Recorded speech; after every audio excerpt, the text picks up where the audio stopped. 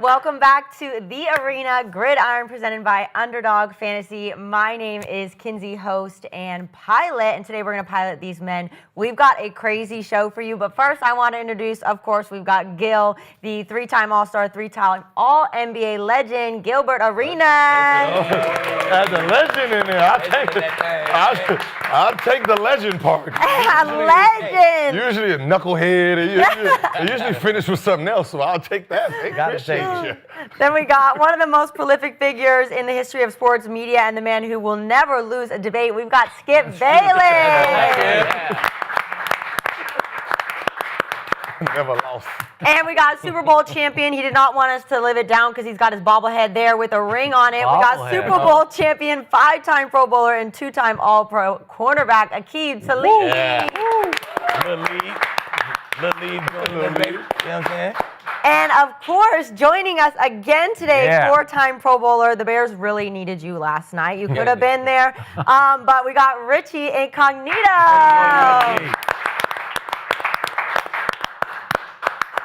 So before we get started, we have so much going on today. But if you want to get your money up with Underdog, Underdog's got a brand new offer. Play $5, get $50 in bonus funds if you sign up with code GRID. So go check it out. Also, if you don't want to watch the video version of this, you don't want to see us, you can go to Apple Podcasts, Spotify, any other version.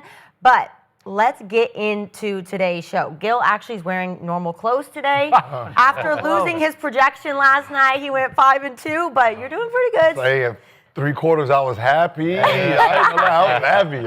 Had some shit for Skip, boy. Hey, yep. So he's hiding today. Should have listened. I do want to start with some funny clips before we actually get into the show. So we have a couple funny clips. We have 2 young quarterbacks who are finding themselves trending, but not for the right reasons. And so let's look at it. We have Bryce Young, okay, blowout loss with the Jaguars. And is he distracted? Let's watch this clip. What's going on? You're in a blowout loss. Oh, God. Oh, that's a tough look playing the helmet game when you're getting blown out. He's watching it. He's like, oh, that's fun. I mean, what else could he do? Yeah. You know, He's like, this game is boring. this shit over with. He's bored of his own game. And then we got Kyler Murray coming out. Let's check out his outfit. I hate to be the fashion police, but Oh, God. What's wrong with his fit? you like it? I like it. That's the new swag. He got the jeans shorts. Baggy is back. You know what I'm saying? He looks like the sweater look like it's probably Louis or some shit. You know what I'm saying? But he Forces looks like a on. little small in it, maybe. But you know, he looks small in anything you wear. I mean, was he 5'7"? He was about 5'7". He gonna look small in anything you wear, right? But I dig the fit, man. Early two. I'm gonna put something together like that next week and That's watch. that early. Okay, that's going to be On the a walkout. 6 feet guy, it'd be cool, you know. Early 2000s look. Like Yeah, the that- Rockefeller. But that look coming back though, Gil, a little baggy, you know what I'm saying? So you'd wear that outfit? I wear the shit out the fit. Okay. Yeah. Meets Hello Kitty. When you 5'7", when you 5, yes, Yes. Old It reminds me of old Larry Johnson, Grandmama. Yeah. He looks like he's wearing his grandma's sweater. Yeah. Oh, that's funny. You don't like the sweater? I mean, I can like rock the with the sweater. shoes and the jean pants. The sweater, though, and the pink, no, not for me. Yeah, definitely not for you, Richie. Not for me. Not for Don't me. never wear that. But you can put together a fit for me, and I'll wear it in here, and then we'll Say pull no the more. audience. Say no more. I'm gonna get you right. Aqib the stylist. Yeah, so I don't want to go grumpy old man here, but I like both these young quarterbacks a lot, and I have defended both of them for years, it feels like, back to their college days. If you're the face of the franchise and you are the leader of the football team, there's certain things, certain looks that are just bad looks. Right. Okay, what you're saying about Kyler is right. It's a cool look that has its place. Right. I don't know if it has its place walking into the season opener in New Orleans. I feel that though, Skip. Okay, seriously, I feel I'm not that. sure. It's a game 5 look. And It's a DB look. Running it's back. a DB look. Wide It is. out. Or a wide receiver look. It is. I feel that though, Skip. But with Bryce, I just root for him because he's got a lot of ability. He's got a lot of character to him. But it's just a bad look, man. I don't care if the game's over or not. You can't be watching the video game because both these kids have had, and they are kids to me, but they both have had knocks on them for they take video games more seriously than they take football games. It's Kyler especially. So if Bryce is just standing there mesmerized by the game up on the board, it's just wrong, man. It's just like it's sending the wrong message to the huddle. Like if you're in the huddle, you're looking at your quarterback like, come on, man. Yeah, no doubt. Get over here. Doubt. Come on, right? Sure. I don't care if the game's over or not. Yeah. It's just me. You probably lost that shit too. Like 3. So I mean, so the fact that there was a game plan, that means it was a TV timeout. Yeah, it was a TV timeout. Okay, so yes, I ain't really see Bryce Young. I'm cool, bro. I used to play it when I was win, lose, or draw. You up there looking? When the helmet game came on, I played that shit. Lost that shit again. I played it, but I mean, but say the you weren't quarterback, you can't play. I feel you, Skip. Yeah, I think it's a bad look for the quarterback. I played it too. I'd be sitting in the huddle up there playing it, but we're in the huddle. We're locked in. I think Are it's you just a playing it bad when you're look losing considering that the bad? circumstances. So because it's a quarterback, they have to have certain standards now. Yeah. Hey, man. Come on, I gotta wear certain outfits because I'm the quarterback. Give me 20 seconds to unwind and play the little game. Yeah. Like, I can't wear this. 20 seconds, baby. I can't wear this. Like, But I feel the fit though. Just the fit. You the leader of the team. You the face. Tom will never come in no shit like that. Like Peyton, he'll never show up like that. You know what I'm saying? You got to wear a little bit of different hat as a quarterback. Yeah. The fit got to be appropriate. It start with the fit. Like with us, you know what I'm saying? As a DB, I come in there and start with my fit, baby. You know what I'm saying? You do. I got to show up looking good, but I don't think Jalen quarterback just Hurts. gotta look I don't think different. Jalen Hurts shows up looking. Jalen Hurts wouldn't show up wearing that. You know? No, he would not. But if you're going to a team party or something, that's great. It's cool because it's a good look. It is coming back. You're right. so y'all been like filmed walking in a tunnel from Hell yeah. the beginning, right? Hell yeah.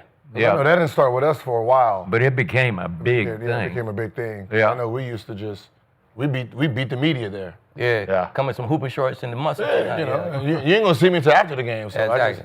Okay. Now it's a big thing in the NFL, and I just think as a franchise quarterback, you want a clean, buttoned-up look. I agree. You don't want to be walking in like that because it's like, look at me. I'm the quarterback. When I want my guy all business. I want my guy, like you said, Tom would never wear some shit like that. Even if you don't wear a suit, Caleb like Williams would. Dak fit that he wore, Dak wore a different fit. He didn't wear like a suit, but he wore like a, nice and neat fit. It looked professional. good. You're the face of the professional. franchise. Everyone's looking at you. Exactly. So I agree with you on that one, Skip. But hey, 20 minutes to play a little game on the board. Hey, man. Hey, I mean, Because it look like everybody else is distracted too, so it's like they can't be getting ready for the play. Probably bet a couple thousand on that shit. Hey, what you think? You feel me? So that's why I loved your bobblehead because it always agrees with me. Yeah, exactly. You agree? He's been going for 20 minutes. Yes, sir. All right, let's get into last night's game, okay? I was really excited for this game. Obviously, a lot to prove for both quarterbacks. Yeah. We've got another fourth quarter comeback. That's the theme of the week, I feel like. So JJ McCarthy, I thought he couldn't have started worse. But then comes back, fourth quarter. So he actually became the first player in history to account for 3 touchdowns in the fourth quarter on a debut game. First in history.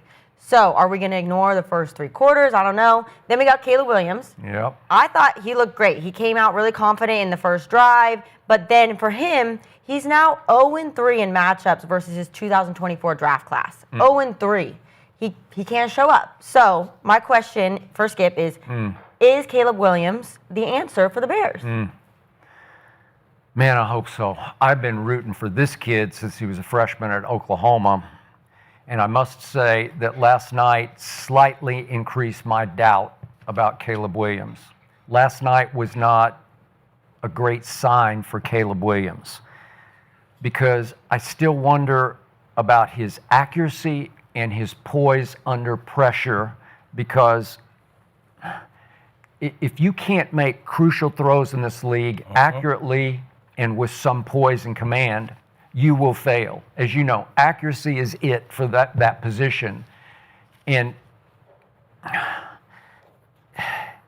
he throws too many under fire wild rockets to me. He just has a history. It dates back to college of just throwing wild rockets in crucial moments. And they come out, it's got the quarterback whisperer, Ben Johnson, who's going to script his first 15, and he looks sensational. He was in command, in control, on time with everything except the last throw, and he goes 10 of his first 10. And the last one, he pulls off another great escape, which he is great at. And he's on the run to the boundary, and he just whips it up the sideline and hits DJ Moore right there, boom. And it's just vintage Caleb. That's what he can do best. So he's 10 for his first 10. And from that point on in this football game, he went 11 for his last 25. 11 for 25. It won't work in this league because you're missing too many key throws. The first one came mid-second quarter. They're up 7-3, and it's 4th and 3 at the 25. And Ben Johnson said, let's go for it. And it looked to me like DJ was pretty open in the middle of the football field. And Caleb whips another wild rocket that missed him badly. 3 yards. Yeah, missed him by 3 yards. If you complete that and you score, it's 14-3 against the kid quarterback, the rookie who's just like deer in headlights for the while. Maybe you just pour it on him and you misfire and you barely keep Minnesota afloat. And then we go to the end of the game. It's 2:33 left. And the Vikings bust the coverage. And DJ runs free up the left side of the field with his hand up in the air, like here I am. And Caleb sees him, and I think he just tried to be a little too fine with it, and it's the wildest rocket of the night because it misses him by 10 yards. He overthrows him by 10, and it looked like the safety just complete because the safety's scrambling. He's not going to get there. If you put it anywhere in here, it's going to be a touchdown, and it's going to save some time and maybe turn the tide in that football game. So to me, when I look at even his rookie year, he was only a 62% passer. It's not good enough. That was 31st in the league in completion percentage. And he took 68 sacks as a rookie, which by far led the league. And it's because his default in his head is, I can escape. And nobody can escape better than this kid. Listen, he has got supreme athletic ability and strength in the pocket. Yeah. He is hard to get on the ground. But where's that long run, where's that going to get you? Okay, so you escape, and then what? Can you complete the pass? Because Jalen can escape, and obviously Lamar can escape and kill you with his speed, but they can also stand strong in the pocket and just pick you to pieces. Right. Okay? So I'm not sure if Caleb can go for 4 quarters picking you to pieces from the pocket. So I still have doubt. You don't think he's the answer for the Bengals? I'm just He not definitely sure. not I the hope answer, so. Skip. Yeah, you're firm on this. You were talking. Nah, it's what he showed me last night was exactly what you said. His escapability. Oh, like that's Lord. his ability. That's what he do. It's a superpower. That's what he did as a Heisman Trophy winner when he lost 5 games and all he did was escape all year. Yep. I mean, this dude lost 10 games in college. You know what I'm saying? He lost 5 the year he won the Heisman Trophy. He did.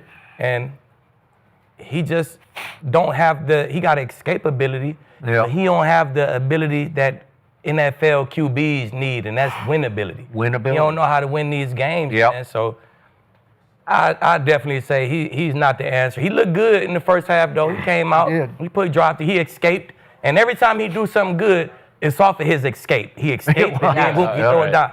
Second half come, he's trash. Every drive, he's trash. They move the ball on one drive, and that drive is all runs. It's a 15-yard run, a 12-yard run, an 8-yard run. That's all Ben Johnson and creative runs. You know what I'm saying? Yep.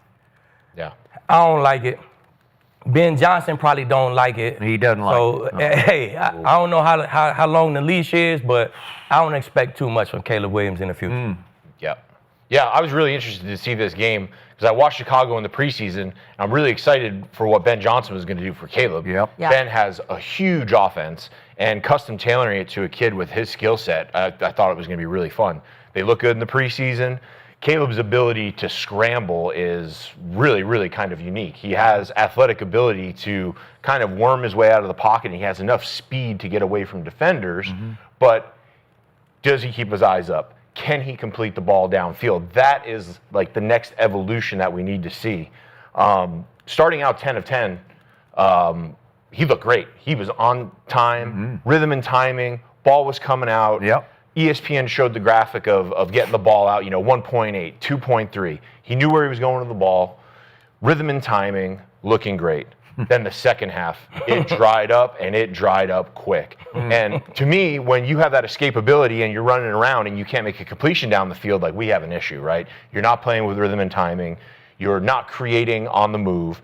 And what I really feel for Ben Johnson's offense is they need that heavy run. They need that heavy action. I like DeAndre Swift. I think DeAndre Swift's more of a 2. I think they need a big thumper. I think they need something dynamic, kind of like Sonic and Hedgehog, how they have in Detroit. I think they're missing that. So when you're missing that component of the game, it really stymies the play action game. And that's where Ben Johnson wants to get you. So I really just think, Caleb started hot, not a great finish. Run game left him out to dry. And then that really kind of dries up the play action game, really where they want to kind of hurt you. You said this was, first of all, y'all was excited to see this game? Yeah. I was. I wanted to see I wanted to see JJ. I want to see Not too much Caleb, but JJ, Yeah. I want to see what JJ had. He's young. I mean, the guy has a great pedigree. He had the injury. He's coming in. He's got talent all around him. Justin Jefferson, arguably best wide receiver in the league. I want to see him just chuck it up to him. Yeah. Because I was confused when, they put this on Monday night because it's the Bears. Bad news Bears. Kardashians meet Future. They have commitment problems.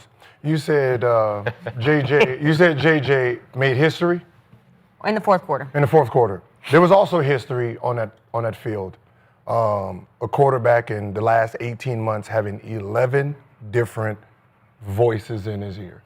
3 head coaches, offensive coaches, 1 defensive coach, goddamn a new owner. That's never happened in the NFL, period. So how can this kid be successful if every 4 games in reality he has someone speaking different in his ear, right? This was built for chaos, right? I was confused on who the quarterback. I thought it was fucking Fields still. I was like, Fields got my jersey on and realized, wait, this is a whole nother person. This is the kid from USC. So you're telling me that you failed the first quarterback with this upside down? Because between the 2 quarterbacks, that's 18 different personalities that's trying to tell them what to do. And this is supposed to be successful? This is what they put on Monday night? Huh? They should play Wednesday. They should play when nobody want to see this. This should be with WNBA games. I'm going to just be honest. This ain't just start in the NFL with Caleb, though, Gil. This goes back to D.C. Bro played high school football in D.C. and he ain't win a chip. No, I get it. Bro, me and you go play high school ball in D.C. and win a chip. But that's D.C. high school football, no chip. He get to college, he lose 10 games. Bro, that's trash. Yeah. So I don't think so. He won the Heisman because it looked good. It was real, a lot of flair to it. And I guess he put up numbers, but the year he won the Heisman, he lost 5 games, Gil. Man, come on, man. This ain't just start when he got this new coach and this new coach and this new coordinator. That's a lot. Bro, he needs something. They trying to find the whisperer for this motherfucker. You know what I'm saying? This But shit ugly. structure is the most important part. So you're saying that if he's already erratic, you don't put him on an erratic organization. That's not going to help him out. You give him one of the top OCs in the league. That's big. That's right now. You give him one of the best guys doing it. Ben Johnson ain't helping the goddamn Bears. I can tell you that. That's just He helped the Lions. That's help. The Lions was the Bears 3 years ago. Yep. He helped the Lions. They had 17 new coordinators in 18 months. I mean, that's just. Hey, Matt Stafford probably could go through the gauntlet with coordinators, bro. He probably can just go through them. I personally just never seen this many. It just shows something about you as an organization. If you can't commit to something, right? That's where it starts. It starts from you first. Then it moves forward. I mean, he should go back to 1940, 1930, when the quarterback just went in and called his own plays. Because at this point, just go in there and call your own. Just call your own fucking plays. Because at this point, anything that comes in your ear is actually irrelevant. Because now you done got this habit, had to change it for this habit. Like it's so many different personnel. No, but Ben Johnson was supposed to be the answer. He just got there. That's new. Now you got to erase the other 3 coordinators. You got to erase everything they told you, right? You got to erase the last 2 coaches that just told you, right? This ain't even a full 2 years. Ben Johnson told him to throw a slant on 4th down. Throw a slant. DJ gonna be open. He missed that shit by 3 yards. Like, Maybe come on, my last coach told me don't throw no slant. Nah, come on, bro. You missed a slant by 3 yards. Like, come on, fam. It just sounds like excuses. Last year it was the O-line. Oh my gosh, the O-line. Caleb didn't have time. They fixed the O-line, so now this is a new excuse. No, the excuse is the guy. The excuse is the organization. Because they have gotten new O-lines, they have gotten new coaches, defensive coach, so they have erased everybody. So they're not confident with who they're picking either. Yep. Okay, so but if they had the first pick, that you can't. Caleb can't help where he gets picked. In fact, there was a big stink about the dad was trying to get him to do the Archie Manning thing, where you try to get him elsewhere. Hell yeah, I would have too. It's the Bears. Yeah. I think it's building up but right. That's being a first-round draft pick. So do we forgot they had Fields doing good, right? Play well, right? Mm-hmm. He got out of there. Okay. He plays. I mean, he didn't play well, but it wasn't just he was too up. bad. That was up and down. DJ Moore had his best year with Fields, so 11th pick in 2023. I think if we zoom out here, 2023. Yeah.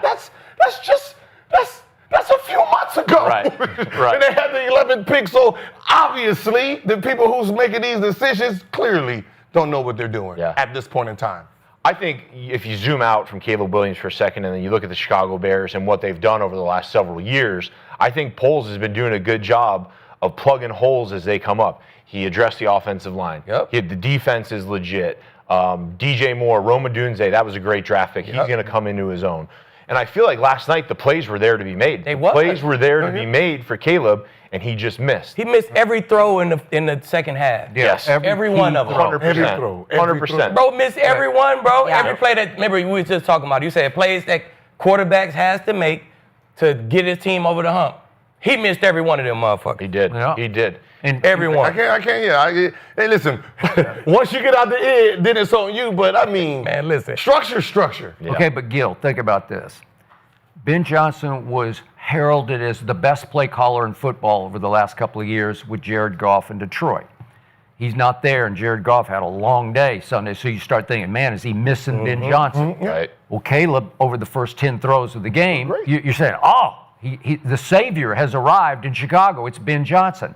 The problem with play calls for Caleb is about half of them don't matter because he's going to call his own play in his head after the snap. Because he's just going to play backyard almost every time. At USC, he won the Heisman Trophy playing backyard football. Literally just running around because he was quicker and stronger than the people rushing him, and they couldn't get him on the ground.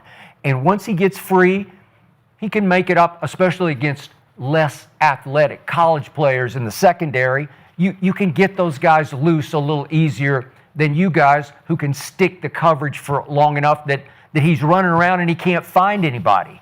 And then he gets sacked 68 times because he can't find anybody because you're going to play 10 seconds of coverage as opposed to 3 seconds of coverage, right? Okay, so it's hard for Ben Johnson, like Aqib said earlier. Ben Johnson's sitting someplace this morning looking at his tape, just going like this. It's the way I watch Caleb. Every time I watch Caleb, I watch it like this because I'm like, God, no, please don't. Because when he escapes, I'm like, usually something bad is going to happen. Yeah. It's going to be a big loss or it's going to be a misfire. And he loads up. He got a huge arm. I mean, he can rocket throw it. But it just doesn't matter if it doesn't get where it's supposed to go. And after a while, he wears his receivers out because you can just see their body language like, bro, I'm open. You're not even giving me a chance on the football. Yeah. Like, just get it in my area code where I can get my hands on it somehow. He doesn't have much touch to his throws because the one over the middle to DJ on 4th and 3, my God, it's sort of hard. He's throwing a 105-mile-an-hour fastball over the middle, and it's, the great thing about Brady, they said he didn't have a big arm. Man, it was about sweetly catchable as you could ever throw, right? Every throw is just catchable because it's coming at the correct speed to get there on time, but it's also, I can catch this. Caleb's ball always looks hard to catch to me. It looks like, even it'd be hard to catch interceptions. He threw, but just he doesn't throw that many interceptions because I don't think he's very accurate. He's not even getting in the area code of the DB. So how long, on the defensive side, when you get a new defensive coach, how long does it take before what he's implementing actually is affecting the game? If you're a baller, Gil, it don't take long at all. I had 3D coordinators in Tampa, 3D coordinators in Denver. Yeah. Like, bro, it's the change is part of football. Shit change, shit happens, shit change. Hey, I don't miss a beat. We playing cover 2, bet. We playing 3, we playing man, say no more. I know how to play football. I'm going to study and prepare myself on what the offense is doing, so I'm going to have a good idea what guys are doing. That's going to help me. I don't know what the fuck going to help Caleb, bro. But that's what I'm saying. Ben Johnson's supposed to be this guru, but how long before what he's doing translate to that offense? But it was there last night. It takes time. It takes time. On defense, I feel like on defense, you guys can get a new defense year over year, and you guys are going to go ball, right? You guys are see ball, hit ball, play your coverage, do that stuff. Offense takes time, especially this offense. And it's going to take a couple weeks for Ben Johnson to figure out what Caleb Williams does best. And it's going to take a lot of conversation between Ben Johnson and Caleb Williams where if you don't see it and you don't feel it, I don't want you scrambling around and running around because these defensive tackles and defensive ends and outside linebackers that are chasing you down are a lot faster than you've seen at USC.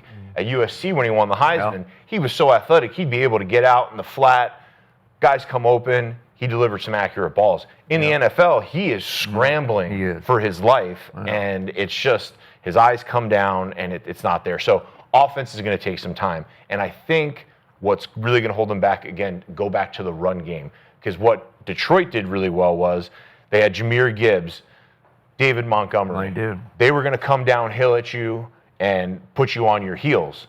And then Goff was going to get to work in the play action game. And Goff, the last several seasons with Ben Johnson, I mean, he has played the best ball of his career. No doubt. So that's where the bar is. Ben Johnson knows it works. Now he just needs to get Caleb to come up to that level of execution. It's going to take some time. Yeah. So you wouldn't give up on him now? Would you give him at least one more year after this year? I wouldn't even drafted his ass, bro. Like that. Like, bro, I would have drafted JJ, Bo. It's hella quarterbacks I would have drafted before I drafted this dude. Because you already had Ben, right? For the simple fact that you lost 5 games this year. I'm not picking you, fam. Hey, as a quarterback, bro, that's the stat I'm looking at. Did he win in high school? Did he win in college? Then that if you ain't winning in high school, you ain't winning in college. I don't think you could win in the league. So I'm not picking you. So I feel you. Organization, they shouldn't have picked his ass. I think if it looks like the second half yesterday, if it looks like that the entire season, Caleb Williams will have some competition next year in training he camp. will. You know, Man, that looks horrible, man. That's the first round picks that didn't even stay there for 2 years. Yeah. Bro, it happens, bro. Yeah. It happens. Yeah. So, Gil, think about this. Baker Mayfield has had 10 offensive coordinators in his career. He's had at least one every year, except he had Alex Van Pelt for 2 years. But every year it's been like 2 and then 1 and 2 more. It's hard, man. But Baker Mayfield, as difficult as he can be to get along with for the opposition, is very coachable. And he's been incredibly adaptable. He came out here to the Rams, remember, on a Thursday night. He just sort of flew into town and said, I got this. I'll figure it out, and here I go. And I think it was Liam Cohen was his, was the coordinator, and obviously Sean. But Baker is adaptable in what he's going to run the play as called, and he's not going to run around and try to make up his own play. Yeah. So, okay. And the other point about Chicago is you're talking about what a sad sack organization it is. So last night at halftime, they honored the 1985 Chicago Bears because it's all they have in that city. And I worked there, I know Chicago, I lived there. But think about this, 1985 was a long time ago, and that's all they got. And they were great, man. This is before your time, but I know about him, though. We know about 85 Bear. I know about every video game about the legendary 85 there. Yeah. history lessons and shit. Hey, that defense was as intimidating as any that ever stepped on a football field because Buddy Ryan invents the Bear defense, the 46 defense, and man, they're still honoring the 85 Bears because they haven't had anything to cheer for since 1985. And if they've missed on Caleb, which you believe they have, and you're You're right there, and I just root for him. I like him from Oklahoma, but I'm hanging in. But the doubts are screaming at me like wrong, and yet Chicago, to your point, that's the last time anybody's going to want to see them on Monday Night Football. Like they'll give it one shot because Caleb's interesting because he's so controversial. He's been controversial a little bit and off the field and with his family and all that. So he's still a lightning rod up against JJ from his draft. Let's see how they go against each other. So I was excited about it, but I was more excited for the fourth quarter than the first quarter. So they just switched halves. One played great first half, the other one played bad the first half. That's and it. That's Yeah, all they it just did. Yeah, but I mean, it wasn't what mattered? flip-flop. But what Yeah. mattered though? The second half. Yeah, that's the Yeah. half that that fucking can mattered. erase. Yeah, that can erase the so- first. Yeah. Yeah, can you Switch. close the game? Yeah. Yep. Yeah. You keep playing like the organization though, and like going to the Bears. If you're an elite quarterback, it doesn't matter where you go, you can shine. Joe Like Burrow, Baker. his Right. second year took him to the Super Bowl. Bengals have always been ass. He goes. Yeah. They were 2-14 when he got drafted. Then takes him to the Super Bowl. If Yep. you're an elite quarterback, If you're you an can't blame the Yep. organization. Like No, Baker. right? Baker You had the can't. Browns in the playoffs. No, if you're a He stayed generation, in the Yeah. playoffs with the Bucks. Like, if you're a generational talent, you can get over organization for a Agreed. while. Right, Like right. if you're Yeah. that guy, like you can, like you know what I mean. But If I he's a put Heisman Lamar or trophy- Vic or one of those Cam Newton, Yep. and I put you on a bad team, and you can, they're gonna raise the. I can, raise you the know, I level. can. Right. Yeah. That's the whole key right there. If you want to be an elite player in the NFL, not only do you have to be great, but you have to raise everyone's game around you. Exactly. And Change the whole especially- organization. Yeah. 100%, especially at the quarterback position, because you're in command of so much. You can throw guys open. You can check into the right plays. You got to make the guys around you better to be elite. Okay, but let's look at JJ. Obviously, we talked a lot about Caleb. What do you guys think of JJ? What did he show you? Oh, I love this. I love when rookies get thrown into the fire. Yeah. And I'm saying he's a rookie. He's a second-year kid, but these are his first NFL snaps. The first half was a complete mess. There was no rhythm and timing. There was no semblance of cohesion.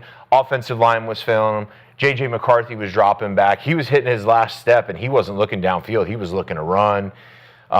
Really, really uncomfortable. And I really like seeing defenses do that to young quarterbacks, right? He was seeing ghosts. There were plays last night that he could have made early to kind of give them a jump start that he missed on.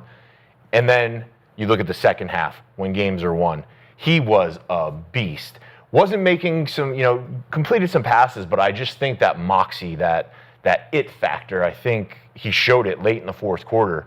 And I really think that the Vikings can build around that. I think you saw the guys fired up and excited to play with him. I know if he gave me a shot like that in the fourth quarter, if he came out and balled like that, I'm going to give you everything I got. Yep. So I think, it started off terrible, but it ended in kind of a perfect way where they can rally around him and kind of get him going.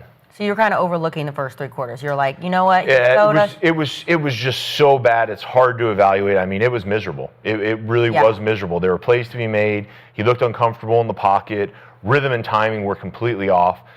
First half you're looking at Caleb, the ball's out 1.9, 2.8. Ball's coming out. He knows where he's going with the ball. It looked like JJ McCarthy had no idea where he was going with the ball in the first half. And a little with Caleb, a little bit with JJ, these mobile quarterbacks, you can see it in them.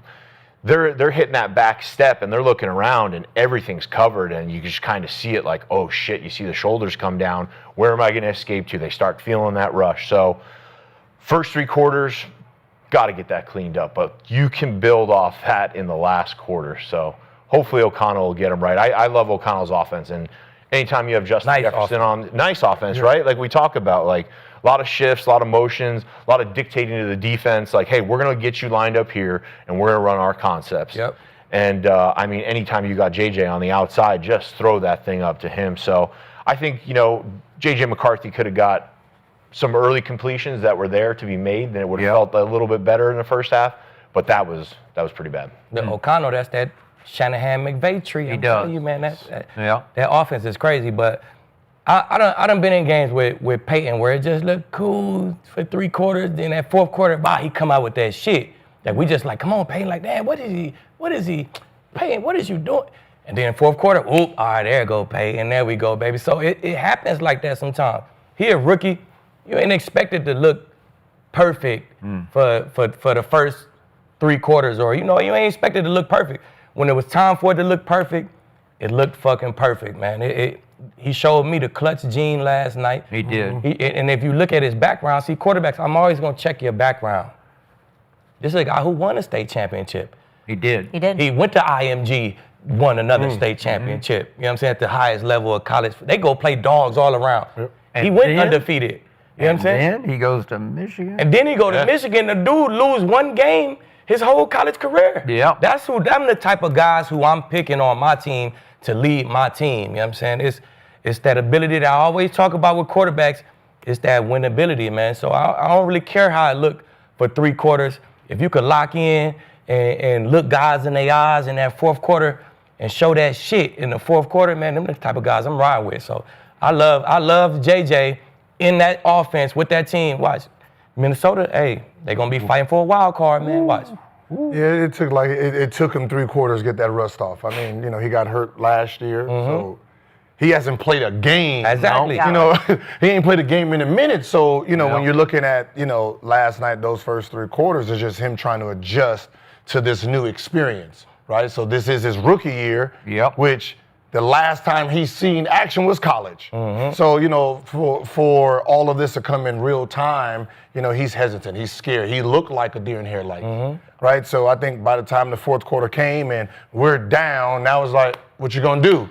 Now all fear goes out and it's just say, all right, let me just go with my instincts. And then you've seen what his instincts did, and 21 points in the 4th quarter, back to back, drives. It kind of really showed what he's capable of and what you're going to expect in the future. So what that kid did last night was very rare, as you guys know. He was lost certainly for almost all the first half until late. He made one really nice throw on the deep out that got them in field goal range. And so that sort of like, oh, okay, now I'm okay. But along that trail, remember, Justin Jefferson dropped a pass. And he just hit him right there. I don't know what he's doing. It just went right through the breadbasket. And then Thielen, who they got to help the young quarterback, he gets it right here, and he just can't hang on. Well, most rookie quarterbacks in their debut back in their home, it's not his hometown, but home area. He's in the Chicago area that he grew up. If you throw him into that fire that early, they're just going to go in the tank. They're going to come all apart. They're going to unravel the rest of the game and just be lost to the football team for the rest of the game. And he kept shaking it off, and all of a sudden, he found it. And once he found it, he just caught complete fire, and the whole team got on fire. And if you saw in the video of him in the locker room afterward, they're just going crazy for him because he showed them some stuff in that game, some real stuff that will last. And to your point about what did you do, what your resume said, that what does it say you are? You were champion, and you were champion. And at Michigan, they go win the chip, and they're a running football team with Blake Corum for the most part, but he made a lot of big throws for them. And he was 22 touchdowns, only 4 interceptions. But here's the key point, up against Caleb. What did I say? Caleb, not accurate. First year in the NFL, 62%. It ranked 31st in completion percentage.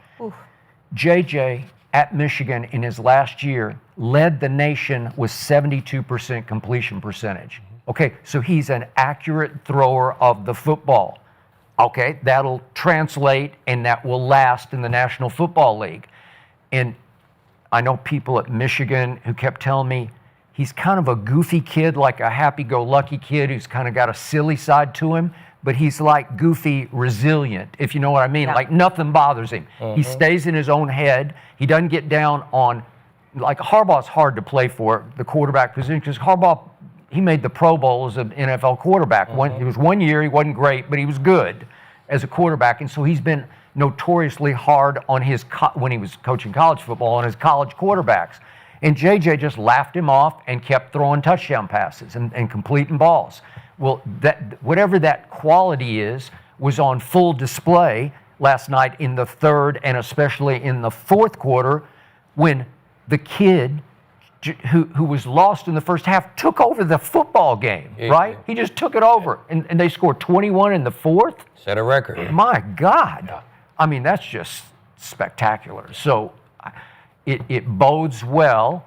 Like, just off, it's one game, and it's opening Monday night. I got it. But Caleb's stock is going south, and JJ's stock is going north off one game. And maybe you can't take it to the bank, but I think we're pretty much taking it to the bank from what we saw, right? Yeah. I think that resilience showed up last night. Yeah. I mean, he's getting dummied. I mean, he's seeing ghosts. He is. Things are moving fast. Yeah. But the resilience showed up after the pick six. Oh, yeah. He throws the pick six, and then they cut to him on the sideline, barking at the offensive line, getting them fired up, right? Yeah. And Aikman said something like, you know, if I was that offensive lineman, I'd tell him to shut up and go sit down, something along those lines. And as an offensive lineman, we're out there dogging it out for this kid. I'm giving my life so that you and we can have success, right?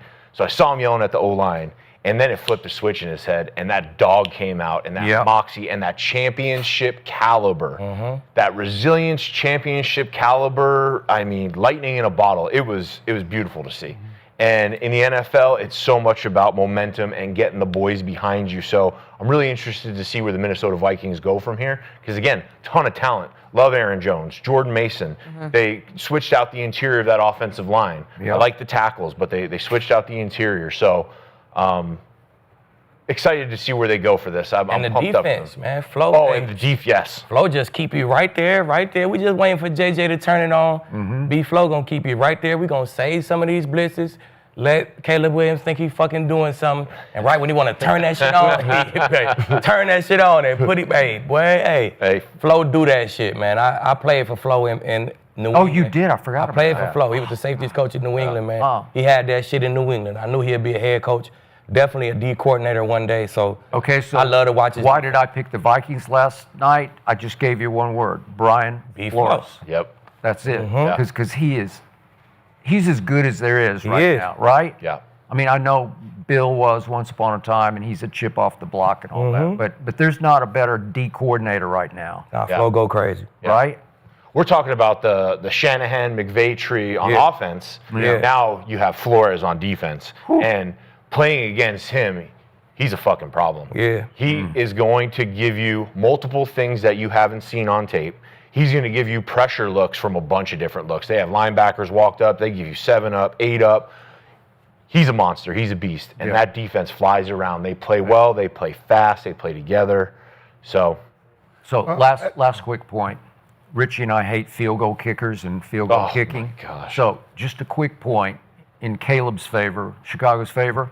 The first play of the fourth quarter, they're up 17-6. It's a 50-yard field goal, but it's Santos. He's got that kind of leg, and he's wide right with it. It looked like he just didn't hit it. But if you make it and it's 20-6, I don't know. Could they hang on to 20-6? They might.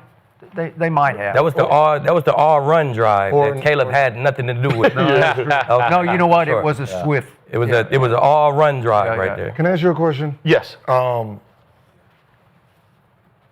As a offensive line, how often are you watching film with your quarterback? All the time. Okay. All the time. We're watching film. You know, we're breaking down run game, what we're seeing in the run game, what we're kind of early in the week. Wednesday we're breaking down run game. Thursday we're breaking down sub, nickel, kind of passing down, stuff like that.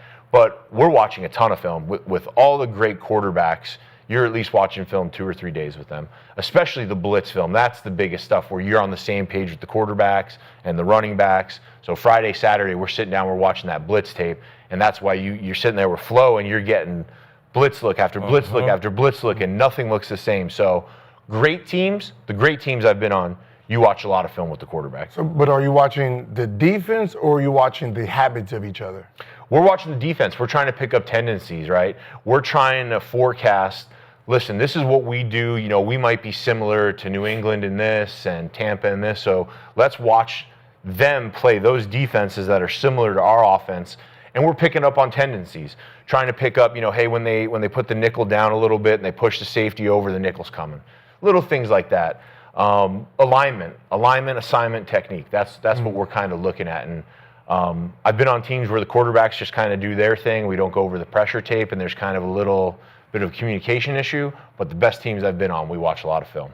Okay, because, I was just wondering, like, every quarterback has their own personal tendencies outside of the play, right? Yep.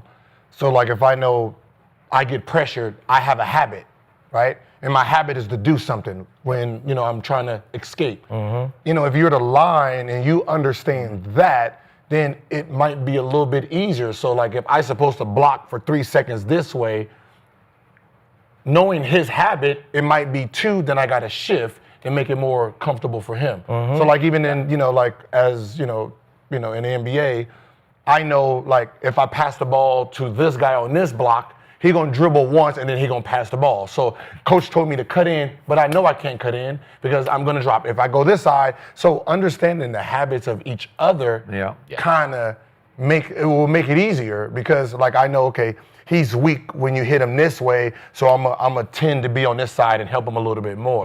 So I was just wondering if it was just all defense or actually understanding each other's. Well, that comes down to what we call self-scout, right? And that's what the Patriots did better than everybody else. Not only did they know everything that you were doing, they knew their own tendencies. Okay. So a lot of evolved offense coordinators and great offense coordinators, they'll go back and they'll look, like, I think Caleb has a tendency to roll out to his right. Okay, do we got to get the O-line? Do we got to change up the blocking scheme? Do we got to get, start shifting some routes over there? So, yeah, self-scout is huge, man, because as we're studying teams, they're studying us, and you have to know your tendencies or you're going to get exposed. So 71% of the chat says JJ McCarthy is a better quarterback than Caleb Williams. I think you guys are all kind of on that as well. He also, if you watched him in college, he would meditate before every single game. He's super big on the mental game. Obviously, we saw that in the fourth quarter. This is a mental game. To be able to come through in the fourth quarter when you're down, clearly he has that capability, which is huge. I want to talk about a team that is struggling on and off the field right now. So we got Miami. The Giants. Yeah. Them too. Yeah, but that's really nothing new. Okay, so we got Tyreek Hill. He's got more drama. I feel like this kid has so much drama right now. Ooh, shit. Okay. Gil off the You didn't even have to say Miami. Okay, so his wife, this is a headline right now, reportedly claims 8 incidents of domestic violence in the divorce filing. So, should Miami move on from Tyreek Hill? Is this okay? It's always in the news every day, Aqib. I don't really judge guys. Your off the field stuff, yes, your off the field stuff. I judge guys by what they do on the field, what type of guy they are in the locker room, and shit, Tyreek still got the juice, in my opinion, man. He could fly, flat out fly still. He been a top guy last 7 to 8 years. He could roll out the bed and get you 1,000 yards, 7, 8 touchdowns, you know what I'm saying? So he still got the juice. I don't think it's him that's blowing up the Dolphins. I mean, that's the quarterback situation, if you ask me. So, I mean, I think Tyreek deserves a strong ending to his career, man. He already got a chip, so it ain't like he's searching for a chip. He already got a chip, but, man, his career been so good, it deserves a good ending, you know what I'm saying? So you made the point yesterday, trade him back where he belongs. I would love to see him go home. I would love to see him go home, back to the Chiefs. Yeah. And Miami, just blow that thing up, man. Get y'all a bunch of draft picks, start this rebuild process while you got guys like Tyreek. I don't know if anybody gonna trade for Tua ass, but while you got Waddle, like you got some guys you got Minka. Like, bro, start it over, bro. Start it over, get you a bunch of draft picks, start that thing over, man. I don't know if the Chiefs can afford him, but you give him the right amount of draft picks, the Dolphins will eat some of that salary cap. But Keith, how long before what they're doing off the field affects on the field? I mean, look at Rasheed Rice, you have Justin Tucker. Like, it does bleed in. It can bleed in. Yeah, but every team got their off the field stuff. Like, you know what I'm saying? Caleb go get his nails done every Wednesday. Like, you know what I'm saying? Every team got their stuff. I think getting his nails done in domestic violence cases a little different. I'm a little different. You'll be surprised when he come in that motherfucker with these nails done. How many guys like, God damn, this motherfucker got his nails done again? Like, you'll be surprised how that shit work in that locker room, though, Kinsey. Every team got guys with their off the field stuff. Shit, I had off the field stuff. I got in trouble for some type of shooting every offseason. It was some type of shooting situation every offseason. We won games. You know what I'm saying? We won games. It ain't bleeding to the locker room, man. It is what it is. Teams gonna have their off the field stuff, man. It's too many guys not to.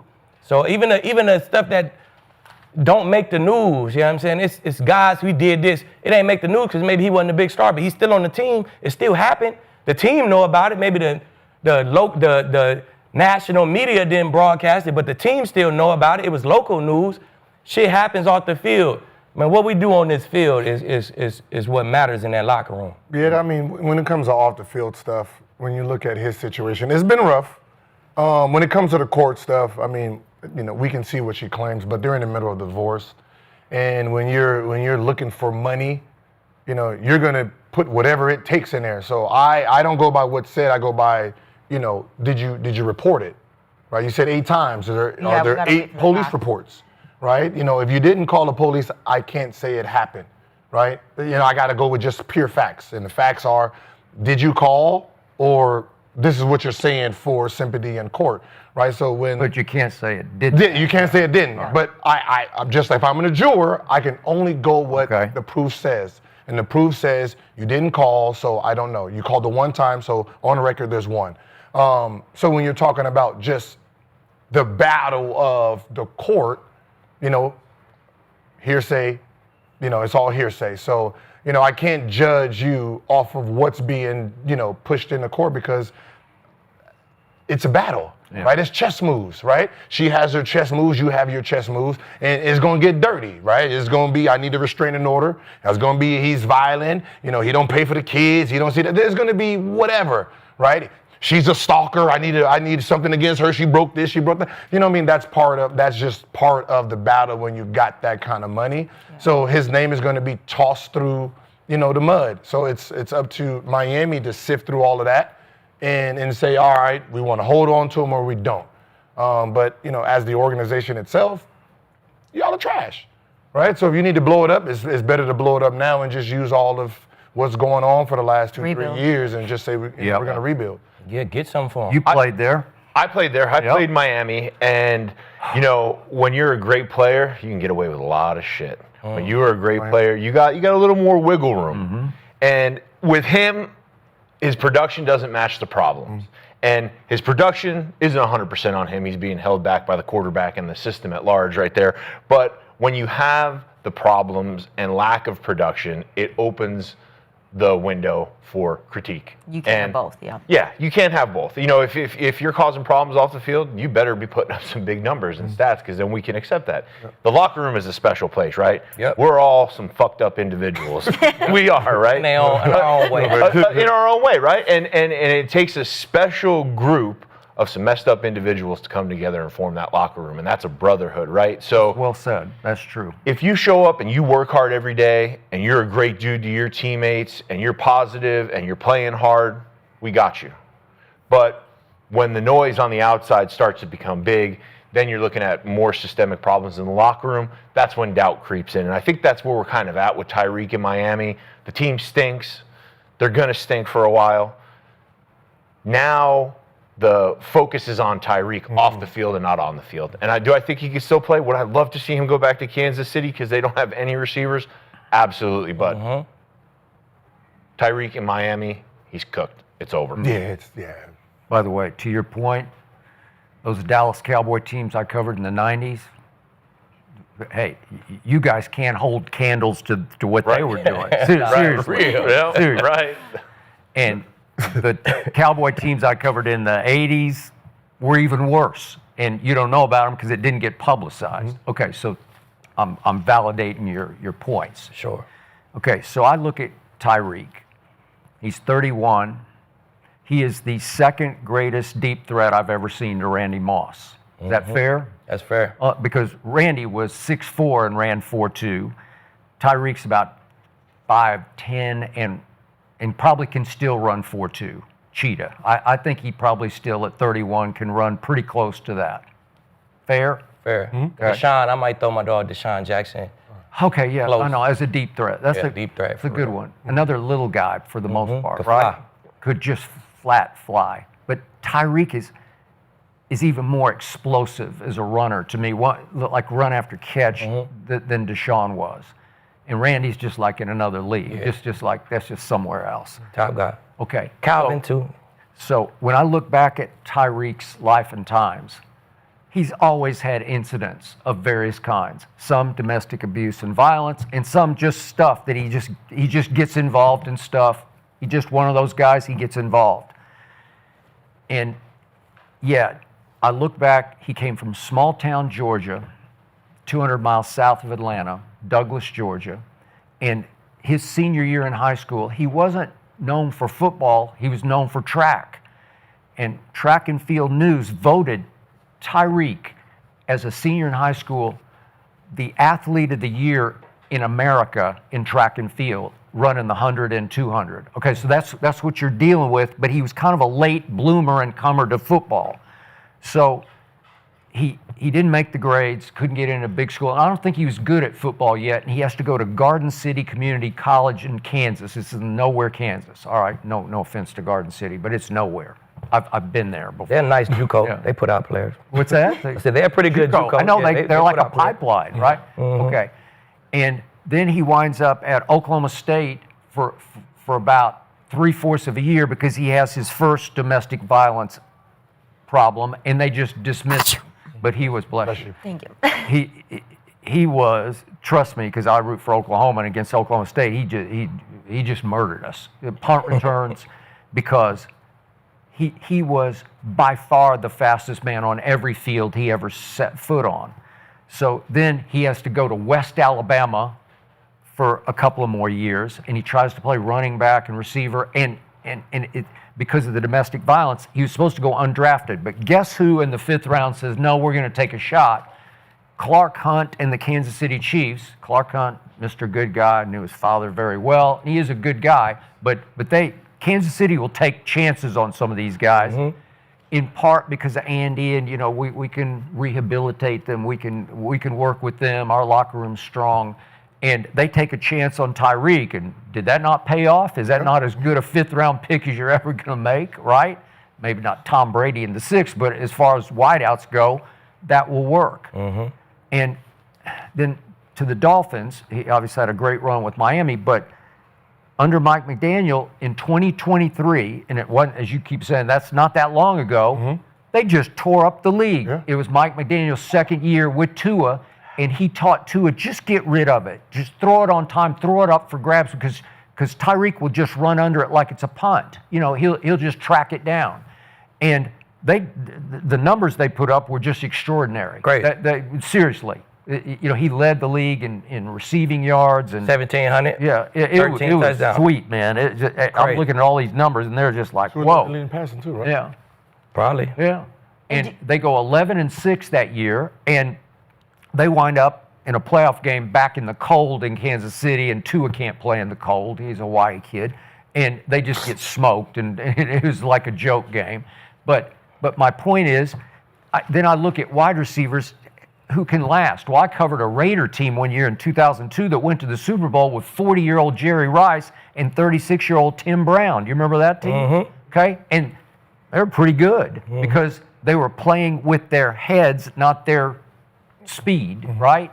They were out-thinking people with Rich Gannon as the MVP of the league, dinking and dunking to those two guys. Well, Tyreek's, I'm with you. I think he's got a lot of juice left, and so he belongs somewhere. But, I think Tua drives him crazy because I'm not a Tua guy, and we'll get to Tua now in a second. But I feel sorry for Tyreek every time I watch a Dolphin game because he can be better than that if he could go home to Mahomes or go anywhere with somebody who had some arm, because Tua just doesn't have much of an arm. Exactly. Yeah, he's going to have to go home to Mahomes because he can't go home to his own house. You got that. That's true. Bingo. Yeah. Goddamn, yeah. I'm sorry, I'm just saying. $5.5 million go to Hershey. Yeah. Hey, So that's at the hotel. Cheaper to keep her, baby. So you guys all are agreeing, though, that Tyreek's not the problem for Miami. You agree that it's Tua, right? So I want to look at Tua. Obviously, 2023, though, they put up great numbers. They did. But then he gets hurt last year, concussion, and then this year, comes out. I mean, 33-8. It was horrific to watch. So he get 3 turnovers. Should Miami let go of Tua? I know the fans are going crazy. They're done with Tua. What do you guys think? Man, is that bad? Like, how are you so great in 2023? I mean, after the first concussion, got your ass knocked out. But, you know, you led the league in passing yards, right? Tyreek damn near broke a record receiving yards, He right? did. Y'all number 2 in offense. So you two are connected. Right. How does it end up to this? Where y'all have no connection no more. That's weird. I know, like, you know, offensively they probably, you know, the last scouting report from, you know, Sunday's game, they said that if you take away his first pass, it becomes a check down quarterback. Or panic. Or he panics very well. I mean, so if that's one of the problems, then yeah, but how you have this great connection, like second offense, you guys are making history to then you guys can't even stand each other to the point where It's because Tyreek is the first read. They take that away and now he panic. You feel me? It's simple. That's what Bill would do. That's what Wade Phillips would do. Okay, he want to look at Tyreek first. We're going to double the shit out of Tyreek. We're going to make him look somewhere else. And after you take that beating like he took, your clock is sped up now. You know what I'm saying? He don't want to hold that ball and really go through his reads. It becomes a shocker. Rondé Barber used to call them shockers. He becomes a shocker. You look here, it ain't there, and then it's just panic mode. It just look real rookie-ish. You know what I'm saying? So I don't think it could get better. I don't think it could get better, man. It's bad luck that he went through what he went through, but it changes you as a quarterback. You know what I'm saying? Your clock used to be at about 3.2 seconds. Now it's at about 2.2 seconds. So, you know what I'm saying? That clock is sped up, and Xavier Howard told you, man, it was pretty easy. We take away his first read, and now he's in panic mode. So it was a pretty easy game for us. You know what I'm saying? So I feel like they got to bite the bullet on this one because you could trade Waddle, you could trade Minka, you could trade Tyreek and get stuff, but you can't trade. Who gonna take Tua? With his injury history, nobody's gonna take him. You paid him, so you're gonna have to bite the bullet on this one and just take whatever cap hit you take. Maybe release him, clear whatever you can clear up in the future. Hey, man, it's time to rebuild in Miami. Yeah. I think the most frustrating part for Miami Dolphins fans are they saw it in 2023. Tua, we know you have it in you, and Tua hasn't even been able to live up to half that. So when Tua proves he could do it in 2023 with the same offensive coordinator, this genius McDaniel, and he doesn't do it now, it stings even more because Tua is ass. He looks bad. I mean, he is ass. He looks bad. You know, unlucky with concussions, things like that, but there is no rhythm and timing. There's no deep shots to Tyreek. Waddle can't get the ball. They can't get the run game going. They're running all these crazy offensive plays, and nothing seems to work. So that's why I think makes the Tua situation really, really bad is we know he has it in him. We know he can perform at an elite level in this offense, but what we've seen the last 2 years has been ass. And I think there's more problems in Miami besides Tyreek and Tua. I think we're talking to some systemic issues, but just as far as Tua, we've seen everything we need to see.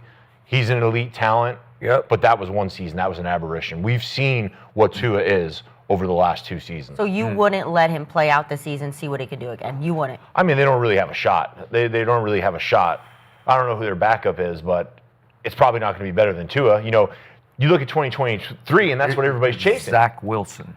Zach Wilson, no. He's the backup. Hey, Or Quinn Ewers, the rookie they drafted. that Quinn spin, you might have something. Yeah. Never know. Well, that's They're the going thing. to tank the season anyway. He's been another guy who They're chasing 2023, and it's not 2023. But it's been one game. It's one game. It is one game, but this is where I'll get into. 2024 was. I know. Yeah, but this is what I'll get into. I think Miami has more systemic issues stemming from the head man, McDaniels.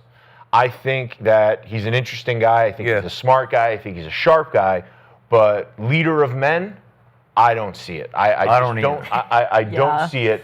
And this was really, really kind of interesting tidbit. I have a friend who plays defensive line for them, and they went on the road this preseason, and they did 2 joint practices on the road, and then they came back to Miami to do a joint practice. And what that tells me is they're searching for something. Right. They're searching for some edge. They're searching for some physicality. And it's not coming from the head coach. You know, what he says rings hollow with the boys. So he's like, all right, I recognize that. I'm going to take the boys on the road.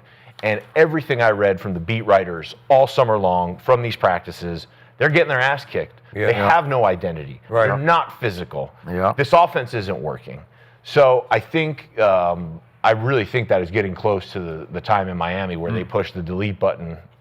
Yeah, it's time to blow it up, man. Time to blow it up. It's time to blow it I up. think McDaniels is a great offensive coordinator, but I don't think he's a leader of men, like you said. So as a head coach, you got to be a leader of men. You got to be able to stand in front of that meeting room with guys like Richie, guys like myself, and not have us say, this motherfucker, bro.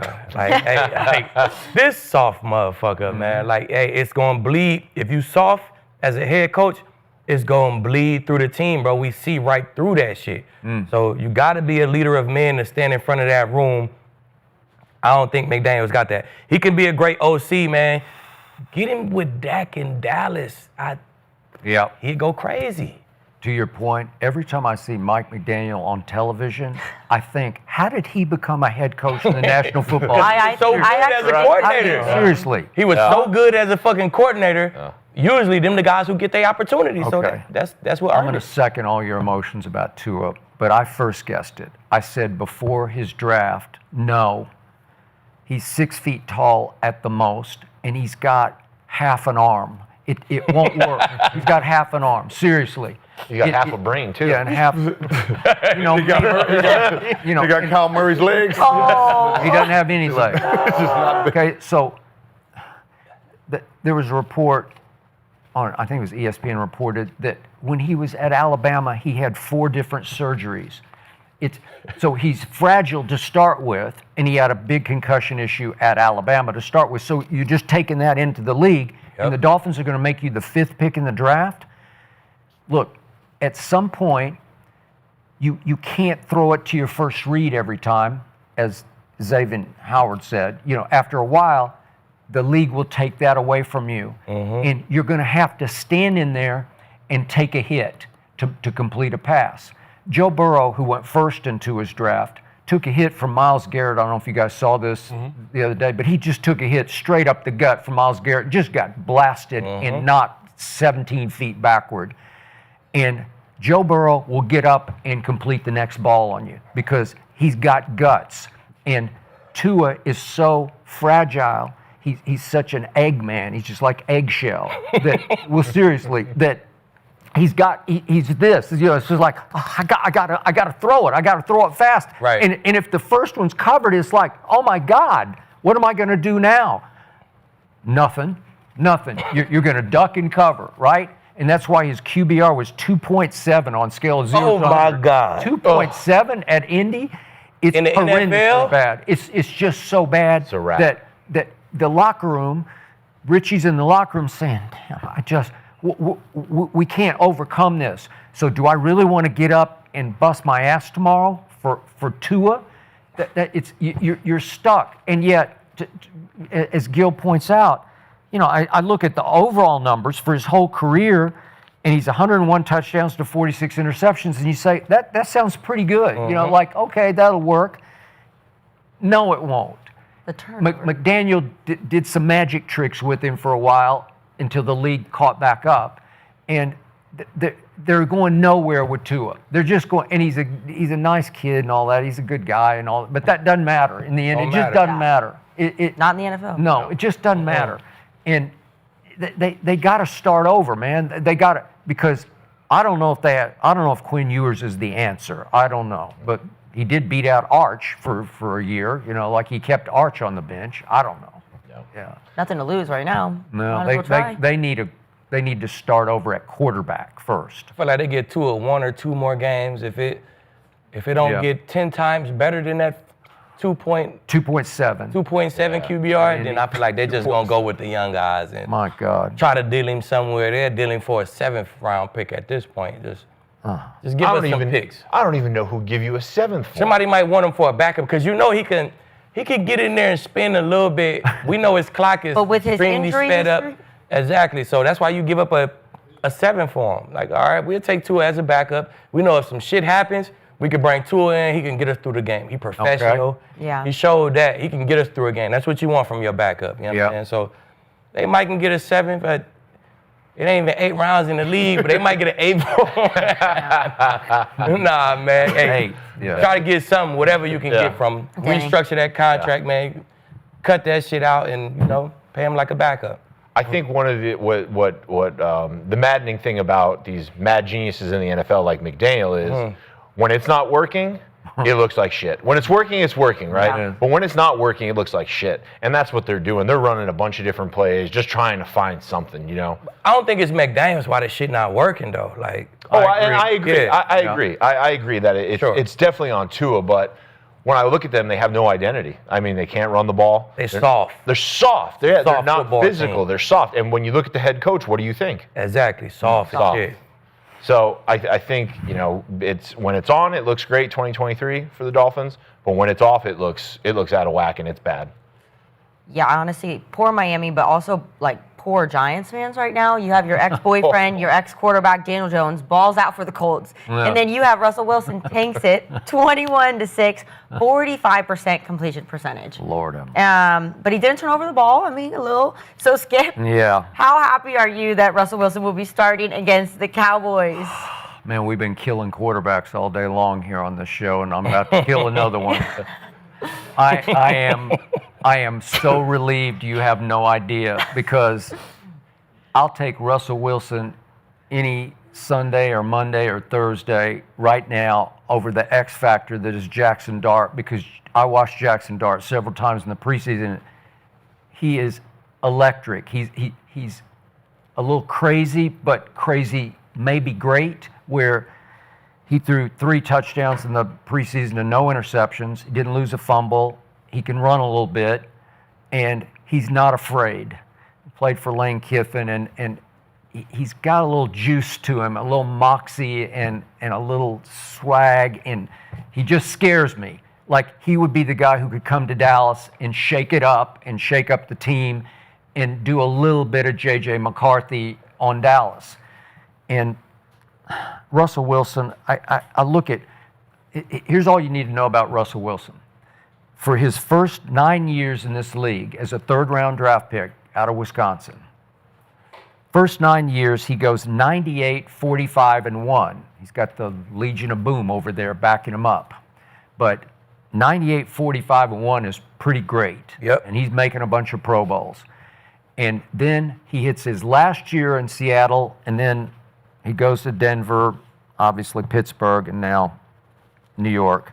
And over these last 5 years, as he's become kind of a journeyman quarterback in this league, he's 23-33. So he's 10 games under 500 over the last 5 years. And I watched the game at Washington the other day, and he just looks like shell of self to me. And he's made a ton of money. He's made the 4th most money in the history of football.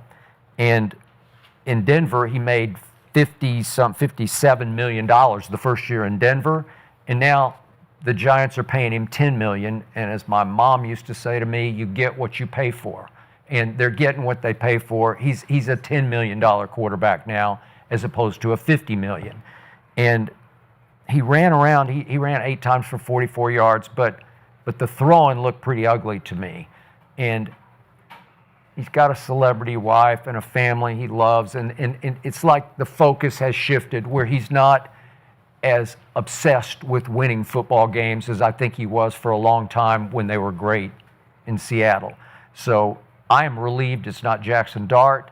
And for the record, and for what it's worth, once upon a time, Dak Prescott actually won a playoff game against Russell Wilson in Dallas.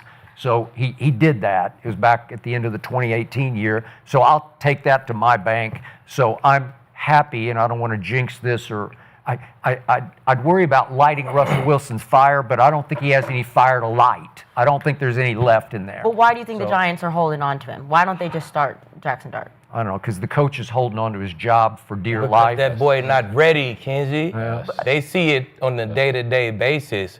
If he was ready to go like Skip said he was, if he had that fucking JJ in him, Russell then he Wilson would isn't be ready in. to go either, clearly. What? Man, we talking about Russell Wilson. We talking about a guy who was 6-1 for Pittsburgh last year. He came in, he went 6-1 until his number one receiver got hurt to Deshaun Elliott. The team just got dismantled with injuries late in the season. They lost 4 straight, but he was 6-1 when he came in. When he had Pickens to go through downfield, it was 6-1. Pickens started having hamstring issues. That shit came down a little bit. He was in Denver. He threw 26 touchdowns, 8 interceptions. That's not a bad year. Yeah. I'm not the problem if I got 26 touchdowns, 8 interceptions, and that was just not a very good Broncos football team, period. It wasn't Russell. The defense wasn't shit. It just wasn't a good football team, period, overall. So, I mean, if I was Eberflus, I would much rather see Jaxson Dart than Russell Wilson. You know what I'm saying? That's just me going against a rookie, going against a guy who haven't seen a real game plan. Yeah. He's seen preseason game plans where we play one hole, we give you one blitz, and we play cover 2. You get 3 coverages in a preseason, and we just drop our nuts and play football.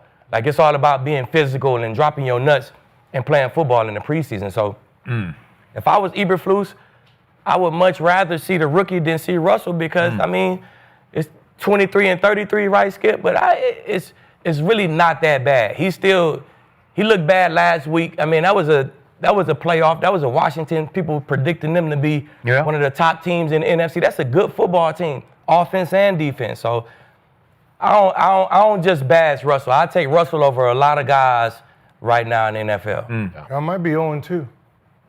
You predicting? No, I'm just saying y'all might because, I mean, he's talking like they got Parsons back there that's going to rush you. So the fact that he just gets to sit in his pocket and try to figure out, what defense you're in, it benefits him. I mean, we're talking about a guy who was a Pro Bowler last year, right? And it's the Giants, right? I'm pretty sure as organizations, the Giants ain't been shit for their quarterback in the last, 4 or 5 years, right? I mean, Daniel Jones snuck in the playoffs. But he had a moment. That was a 7-loss season. Yeah. Bad NFC year, slide into the playoffs. Yeah, but Daniel Jones won a playoff game against Kirk Cousins at Minnesota. Go ahead. He did. But how bad was Daniel Jones being critiqued over there? Now he looks like a number 1 pick. First, as soon as he get out of here, he looks like number 1 pick now. Yeah. And they replaced it with Wilson. Then he looks like Daniel fucking Jones. Right? So obviously it's the kitchen I'm in. That's all it is. It's the Giants kitchen. No matter what you put in there, it's gonna cook the same recipe. You can't tell me that the quarterback you had before that was looking like shit, he leaves, he looks great. Then you bring in a Pro Bowler, put him in that same kitchen, and he looks like the last quarterback. He looks like the rookie. Look like we need to get rid of you. So this is organizational for me, right? The fact that I've watched this product that you've had for the last few years who didn't look good, then he goes into a new situation, he looks like a new fucking man. Then we take this guy, put him here, he looks horrible. So it's your system that doesn't fit the quarterbacks you have. So, but he is playing Dallas, and there's no Parsons. Yeah, we need a prediction. We love your predictions. Who do you have? Who's favorite? Who you got, Gil? Who's favorite? Dallas by 5.5. Ooh, that's it? That's it? That's a lot. Huge. After what they seen what they seen from Russell last week? But you're a Cowboys hater. Yeah, no, I don't want. You got the Giants? I'll stick about it. I'm gonna make my predictions. Think about that record. I'm going Thursday. I keep my prediction on what I want to. Okay, all right. For sure. So, yeah, I agree with Skip. Russell is a shell of his former self, right? We used to see Russ go out there and cook and hit you with the deep ball and scramble around and be able to go through his progression. Like, to me, Russ is cooked. Like, to me, I watched him. I watched him in Denver, and I watched him kind of with a loaded team around him. They were trying to do some things, but I watched him not look very comfortable. I watched him not throw with rhythm and timing. Pittsburgh, he looked straight last year. He looked straight. They had a good team around him. He had some receivers. But Tomlin saw something in him. They had a great record going. They're rolling through the season, and Tomlin says, hey, let's give this Fields kid a chance. because I think Russell is just so limited in what he can actually do now. And my frustrating thing with him is watching him in the pocket. When that first read isn't there, you can see him panic. I see his shoulders shrink down, kind of looking around. He's still got a little mobility to move around, but he's not moving around and making plays downfield. And I think it's Jaxson Dart time. But what the difficult part about playing Jaxson Dart this early is you can roll with Russ and suck for 2 or 3 weeks, right? If you put Jaxson Dart in there right now and he sucks, there's no going back on that because you'll ruin the kid's confidence. So that's kind of the fine line that they're playing right now. Like, do we let Russ cook? Russ, he ain't cooking with gas. He's just trying to get a little spark going. I mean, it looks bad.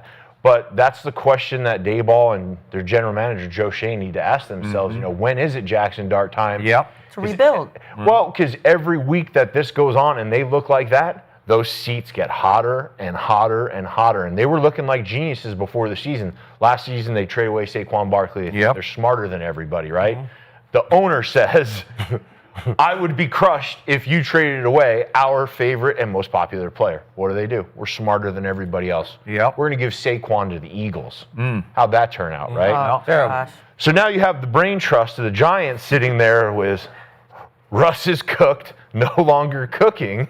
And now we got this young kid who he's got moxie, he's got presence, he's got that, fuck it, I'm just going to let this thing rip. That's what he's got. He's got it, right? And you got the ponies on the outside. You got Neighbors. You got Wan'Dale Robinson. You know, you got the people, the players around him for him to be successful. It's just, when's the appropriate time to put him in? Because once you put him in, you're putting all your chips in the center of the table.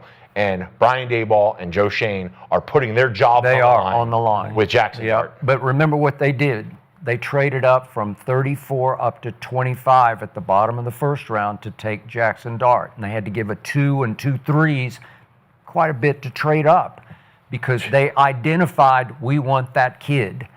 And they pushed all their chips into the middle, because I thought they were going to take Shedeur. They should have. I got it. But Jaxson Dart, who I watched a lot at Ole Miss, he's got a little, the best way to say it for me is a little shit to his game, where he just thinks who he is. Like, he thinks he's better than you are. And we'll see if he can do it at this level, but he's got athletic ability and he's got a nice arm, and mostly he's got big guts and faith in himself. And I'm speaking as a Cowboy fan. Yeah, he would scare me to be 0-2. He'd be the X factor who could come in and just light it up out of nowhere and be the talk of the league going into next week. That's what scares me. With Russ, my new head coach, once upon a time, Brian Schottenheimer, called plays for Russ in Seattle. Okay? So I'm going to trust that Shotty, who can be with an I in the middle of it occasionally, but that Shotty can like, there you go. That Shotty will know Russ better than anybody. Like, he can be the defensive coordinator this week too. That they will come up. He'll know how to defend Russ. And I'm going to say it again. You poo-poo it, but my defense held the Philadelphia Eagles at their place to 3 points in the second half on a 58-yard field goal. Okay? And your offense held you to 0 too. So. Okay, they did. Bingo, touche. You got me. But we keep raving about what JJ did in the second half, the second half. Well, my defense did it. We went JJ in the second half, right? But why are we so high on Jaxson Dart, though, when I'm not. This guy, okay, he didn't even go to the playoffs last year, Steve, in college. I got it. But what has he done? The SEC is rough for us to push all the chips in and draft him. Like, what the fuck has he done for us to? What are you seeing? Right. I don't see it. There's always a bounce back game. So I think Wilson. I mean, he's a professional. So Russ got a resume. He's gonna bounce. I think he's gonna bounce back. I got a resume here, bro. Like, I think he's gonna bounce back. So you're picking what is the Dart's Giants? resume? No, I'm picking Rams. Right.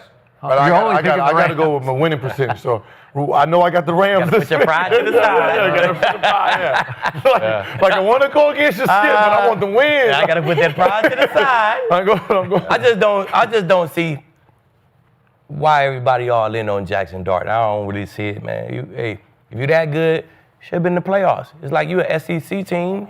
I feel like you put Shador on the SEC team, they're going to be in the fucking playoffs. Like you put him on the bottom of the barrel Big 12 team, and he damn near was in the playoffs, one game away. You put him on the SEC team with the SEC line, Shador going to the playoffs. Like I buy that. It just sounds like a great name. Why is Jaxson Dart? Why is Jaxson Dart? Why are you not in the playoffs? Yeah, it just sounds good. Just put him out there. You know how to put that uniform on. But I can sell some jerseys. The mock neck and the quarter sleeves and shit. He looked good in his uniform. Yeah. But motherfucker, you ain't even in the playoffs, my boy. Like, okay, but there's this Georgia and there's Alabama and there's Tennessee and there's South Carolina and there's Florida, and I can just go on and on. It's just hard, man. Yeah, I guess. Alabama. I think Jaxson Dart, he's got a little, I don't know what the kids say, sauce, some drip. My man's got the two. That's just how you put that shit on. Yeah, right. He can do that. My man's got the 2 diamond chain. He can do that. Like, he's bringing confidence. I think that the team, a young team, Malik Neighbors, can resonate better with Jaxson Dart than Russell Wilson. Because the thing with Russ in Denver was he was detached. You know, he thought he was a coach or executive. Or he had his own office. He had his own office, right? So the boys in the locker room, you're not getting with that shit, right? He's tripped out. he's got his own parking spot. He's got his own office, right? Yeah. So I think that's the most dangerous part about Jaxson Dart, right? The boys can get around him, right? I don't think they're feeling Russ. He's a celebrity. He's more celebrity than he is quarterback. Agreed.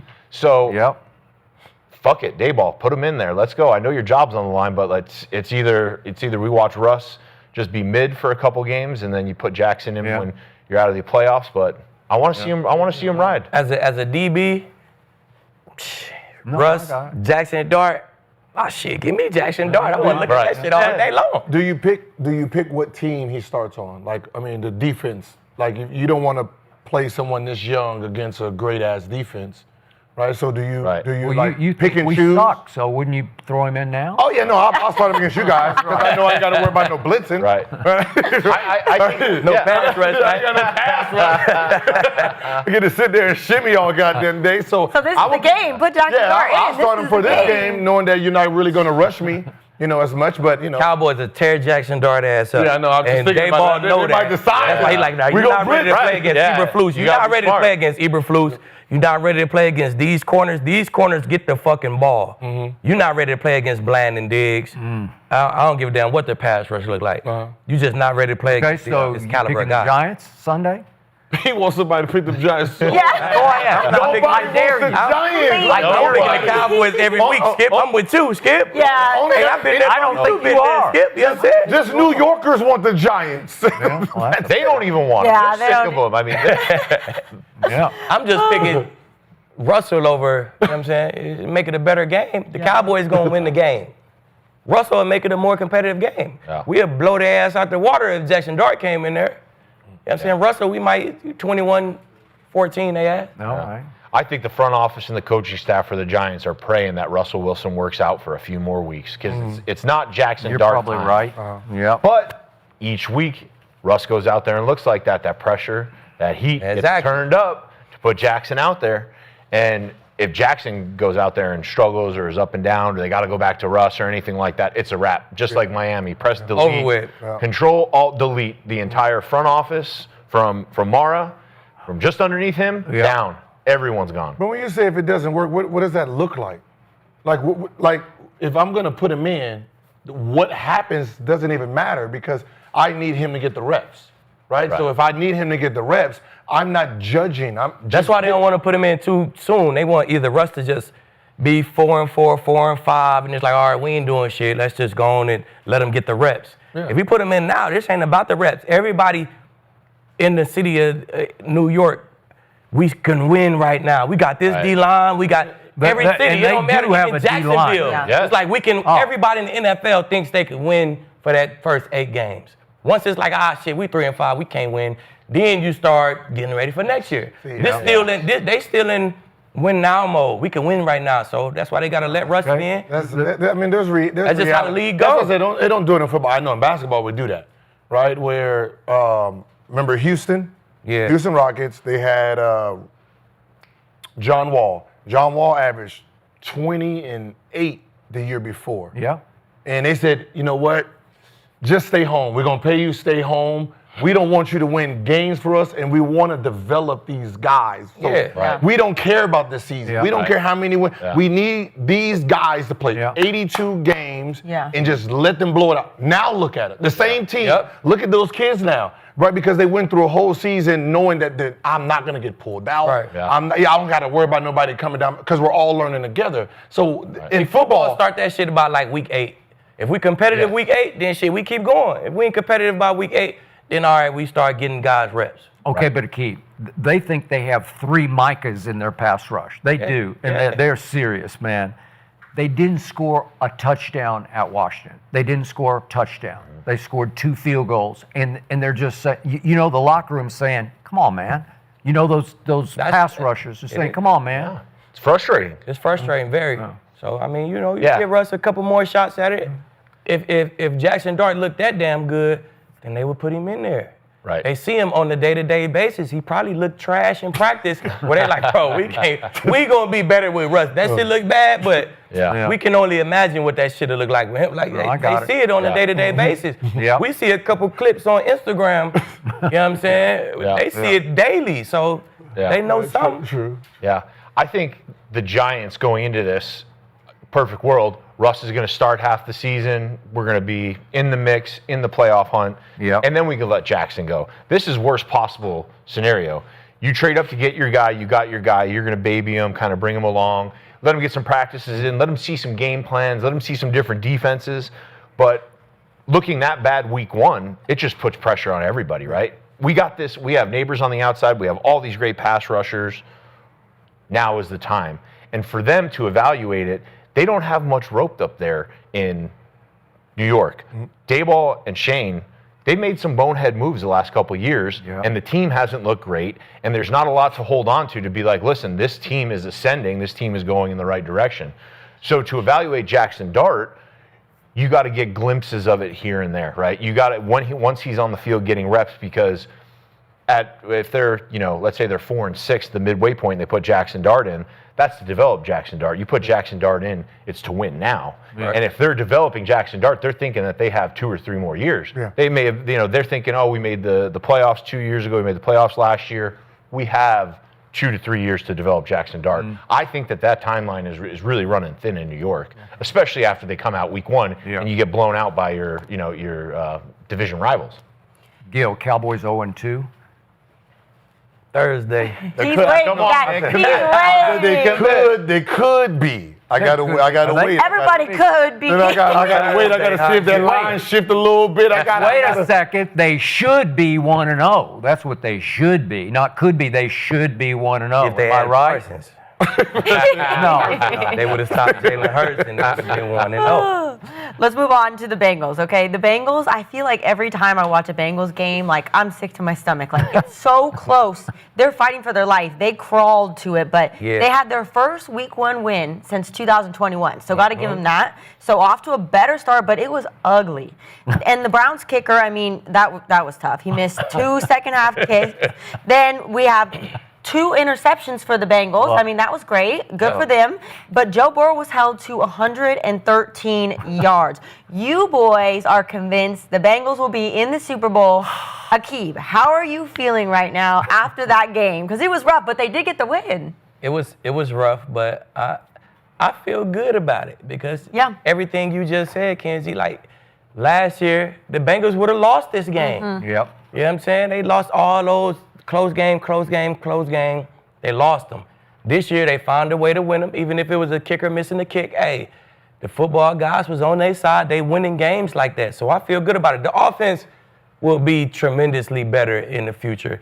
Cleveland always played them boys tough. You know what I'm saying? Miles Garrett had him. He had a great game. Yeah. You ask Jamar, who played you the best? He always tell you, Denzel Ward, man, he looked forward to playing me. They always play them boys good. Yeah. But the defense, I mean, it was the Browns, Gil. You know what I'm saying? But they stopped the shit out the run. They came up with 2 turnovers. I wasn't really a test. It was the Browns. They did not get a tackle. I mean, they had, Browns had like 50-some yards rushing. So they stopped the run. They came up with 2 turnovers. They averaged 25. But I mean, hey, they gave them 50 yards rushing. They came up with 2 turnovers, tip ball or not. You still got to catch the motherfucker.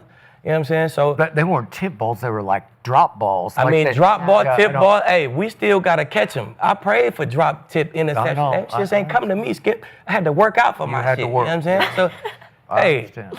I feel good about it. Okay. Kinsey. Hey, you come out the game with a dub last year, this would have They been the lost. L for the Bengals. That's a fact. So Since if you could squeeze out 2021. these kind of games, when they get to rolling, hey, man, we looking good, baby. I still like them. Man, y'all squirrels out that game because they had a Craigslist kicker. Right? They for sure got him off the Craig. Oh, poor I mean, the kid. kicker last year was in last place. He was. So, like, at this point, what was the requirements? Do you got a foot? Like, I mean, just at this point, it's like, come on, you're winning a game because a kicker couldn't kick. Mm-hmm. Other than that, it was horrible. But they lost games. 50 yards rushing. Joe Burrows was held to. I mean, the great Joe Burrow. Yeah. The great was held by one man. Miles. He looked like he controlled everything and he shut down everything. He did. Like you couldn't run and you couldn't pass. And then from there, you're. I mean, the kicker should be with y'all now at that point. Because, I mean, it just didn't look like if this is supposed to be an MVP and this team is supposed to be going to the chip, the team you played against was we're giving you this win so you can look good. It just seems like the NFL seeing, okay, 1-11 in the last few years. You went to OTEs, y'all meshing at a team. We're going to give you the Browns. Go out there, score 100 against them. And it didn't look good. Like, we sitting there like, yeah, this ain't it. They're always slow to start. They always start they slow. are. Kenzie, you know. We I rock know, with Burrow. I know. We rock with Burrow. We know what Burrow I do, man. believe in Burrow. But on the should. PFF, the Bengals were rated the second best defense from last week, which is Hey, crazy. played great. The That's Bengals was rated? crazy. Yeah. Oh, my God. No, it was. And all they can do is play against who's on the schedule. If they could That's be it. an inch better than last year, that defense, maybe they'll be in the chip. I'm telling you. An inch. They need an inch. And That's they it. lost games for their own kicker last year. Due to their own kicker, they lost games. The Browns So it's did. only right the other team, y'all smoke a kick, give us a win this year. Yep. Like, Yep. it's only right. Yeah. Agreed. Slight level of concern with the Bengals. Slight I mean, but it's every year. Every year. level of concern with the Bengals. This is why I'm slightly concerned. Zach Taylor wanted them to start the season fast. They've been sucking it up to start the year. So They played in the preseason. They played the They didn't starters. play- yeah, they played the starters in the Yeah. preseason, right? And everyone took takeaway from the preseason was, well, Cincinnati's putting up points. They look good. I watched them on offense. It looked labored. It looked hard. There was, 2 steps forward, 1 step back. Yeah, Joey B got him in there, but the amount that they played, they were searching for something. I think Zach and Joey B were searching for something. Going into this season, that's the last thing we're worried about with the Bengals. It's the offense because Right. they lit it up last year, right? Right. They get the dub week 1. Defense plays better. I think if the defense can be incrementally better from last year and the offense can sustain success that they had last year, they're going to be just fine. But if that offense takes a step back and that defense begins to falter, I think that they're in a very precarious situation because what they thought was going to be their strength, the offense, still not firing on all cylinders. And what they thought their weakness was going to be the defense, let's see where that defense is at back half the season. So, slight cause for concern. Fair enough. First, allow me to say, if Shedeur Sanders had started and finished that game on Sunday at home against the Bengals, the Browns would have won that game. That's what I believe. That's how much I believe in Shedeur. Wow. And I know he's a rookie, and you would have been licking chops and let me have him. But do you think that Joe Flacco played bad? No, he played good. It's he played just good. Joe Flacco, or as I call him, Joe Fluco, because too many times in the regular season, he's more Fluco than Flacco. It's just the locker room. It's just, I could just tell in the preseason when Shedeur got thrown into the fire in the first preseason game, you could see Njoku and you could see Judy, and they're over on the sideline, and they're talking him up, and they're excited because Shedeur can play. And that moment would not have been too big for Shedeur. But that's just me. Now back to the team that you and I picked to win the AFC. Joe Burrow, the great Joe Burrow, threw for 113 yards, and I thought it was great because they won the freaking game. That's all I know is they won the freaking game. Cleveland had 22 first downs to only 11 for the Bengals. 11 first downs, and I felt great about it. Total yards for the game were 327 for Fluco's offense to only 141 total yards for the Cincinnati Bengals that I picked and you picked to win the AFC, and I felt great because it's hard to win football games in this league, as you guys well know. Yep. And they won the football game on the road against a defense that is way underrated because Myles Garrett is a flat-out monster. Yeah. And that Schwessinger kid that they drafted from UCLA, what's his name? Carson Schwessinger. He's all over the. I had 7 games on at once, but every time I looked up, he was in the middle of a play because he just has a nose for the football. And you mentioned the DBs, Delpit, and Denzel, and Newsome, and they're good, man. They got defense. quality football players on defense, and they're well coached, and they brought it, and they maxed out. They cannot play better. They just needed the kicker to make a kick or one more play. They needed a receiver to hang on to a pass that hit him in the hands instead of having it wind up in the other hands. And yet the Bengals have been so notoriously slow starting that all they care about right now in their locker room is we are 1-0. 1-0, baby. Yeah, and that's big. And they will continue to rise and climb. You're right. It's a rivalry game to start with, where Cleveland just loves playing against them. Exactly. Especially the defense. That's Cleveland's Super Bowl every year. The Bengals. That was it. They always look like that, Gil. Yeah. I know you getting new to this shit. I know. Every time the Browns play the Bengals, it's gonna be a close game. It's gonna be a close game. It's gonna be a damn dog fight. All right. You know what I did like about Sanders is when the kicker missed. Yeah. He was over there. Yeah, that's true. You know, keeping What type of guy? and that's big because when you feel like you are alienated, right, and nobody wants to talk to you, Flacco didn't go over there, Dylan didn't go. It's him going over there. That don't worry about it. It's just a kick. Everyone's learning at the same time. That does show leadership. Yeah, it does. Great leadership. Yeah, and it means a lot to the guys. I used to make a point of that when I played. If a kicker missed a kick, tight end missed something, as a leader, just to go up to him on the sideline and be like, "It's all right, dog. We got you. But you need to get us right. We got you. You made a mistake." And I think back to playing in Buffalo, playing with Charles Clay. He's a little shifty, right? Little tight end. Tight end. He missed the throw over the middle, and he drops it. And it's fourth quarter, super critical. I remember I went up to him and I was like, "Bro, we got you, but you owe us one." And put him kind of at ease, right? He comes back, deep shot, fourth quarter. He grabbed a game-winning touchdown. I remember celebrating with him, and that meant so much to me because I made it a point in my career because I'm the big dog, right? I'm always out there battling. Offensive lineman, we don't leave the field. Right. I'm the bell cow. We're going to war. You follow that guy. You follow Richie, me. boy. You better know it. So that's why I think it was really important, and that was really cool to see Sanders do that. All right. Then let's move on. We have got another. This is something we talked about on the show previously because we had Jay Gruden on.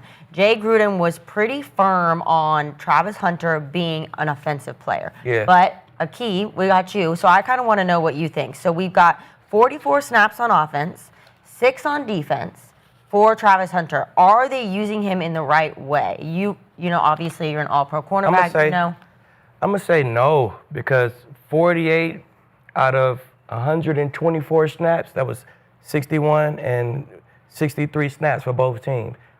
48 snaps out of that, that's just not enough for Travis. This is Travis Hunter, a two-way player, and he played fucking 48 snaps. That's just not enough for Travis. So I would do it the opposite. I would start him at corner, and I would get all 61 of those snaps on defense. Then I'll mix him in on offense, 15, 20 plays. So GM League would have had him at about 85 snaps out of 124. You know what I'm saying? And I just think it's hard as a DB, O-line too. Like, we don't play sporadically. We got to get in there, get our feet wet, see your moves. Like, we almost play the same position, Richie. Like, we always on the defense. You got a D lineman trying to work his moves against you. I got a receiver trying to work his moves. The later I get in that game, the better I'll get used to your moves, and I can stop them motherfuckers. So it's hard to just jump in sporadically and play here, then go out, then jump in important situations, third down and red zone. It's hard to just jump in and play in those situations, which is why I think he only played 6 snaps, because wasn't looking like, why is we playing him in these situations? It's kind of difficult to do that. So I started him on defense, man. He brings some shit to the table at both. I think he could be an elite receiver or an elite corner. But I think you can get him more snaps if he started defense and you bring him in playing offense shit. I started defense, and it's easier to come in and play sporadically at receiver. Use your ball skills. You could bring him in on third down, bring him in the red zone. You got number 7 over there, so it's real easy to get him one-on-ones. Yeah. Let him use them fucking ball skills. Let him use his twitch. Get him a one-on-one, throw him the damn ball. I could dictate when you get the ball if I just bring you in certain situations. And defense, you could bring him in and the ball don't even go to him. So I kind of wasted him in a sense. So I would do it the opposite. I kind of thought about that. I'd do it the opposite. Echo you. I can't find a you. They're hard to find. Travis is a you. He is an elite cornerback. He's not Dion, who coached him in Colorado, obviously, in Jackson State, but he's in the ballpark. You were elite, game-changing cornerback. They don't grow on Southern California palm trees. You just can't find that combination of skills and ball skill. You got to have the ball skills. A lot of corners can cover, but they have no idea where the football is in the air, okay? You had both. So you're changing games, and everywhere you went, good things happen because you can't find that.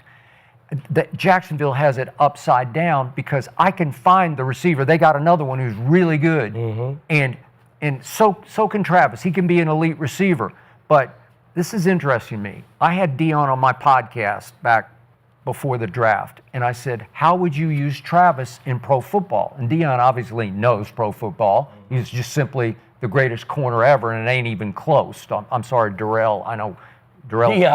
Huh? No. Never say Reeves' name with Dion. Okay, thank you. Thank you. Because Darrell and I got into it a couple times about this, and I just said, I'm sorry. Stop. You're really good, but you ain't that guy. You just, no.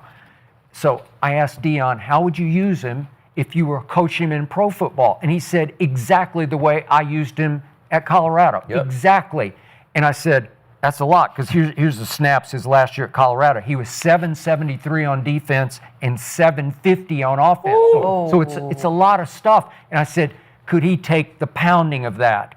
And he said, yes, he can, because remember, in college, we're playing a lot faster than they play in the NFL, because it's all fast, but everybody runs, run and shoot. And it's go, go, go, go, go, no huddle, no huddle, no huddle. And he said, at least you have time to catch your breath in the NFL for the most part. There's 2-minute offense and all that. But for most of the game, you can at least catch your breath. And he said, this kid is so special. He could do both at a very high level. He also is great at, he's not a physical football player. He just knows how to tackle and how to avoid getting crushed after catching the football. So I would play him both ways.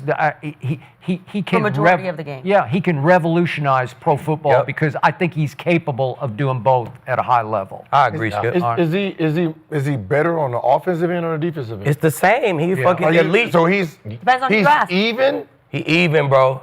He has. I mean, I went and seen that shit live, Gil. I went and seen it live. The motherfucker had an interception and dropped 3 picks on defense, and he had 3 touchdowns on offense. I said, well, shit. He even, bro. He is elite. He was one of the best football players I seen play live in person, and I seen a lot of guys, Gil. Because I know with Dion, especially when it came to the Cowboys, he was defense, spot offense. Spot.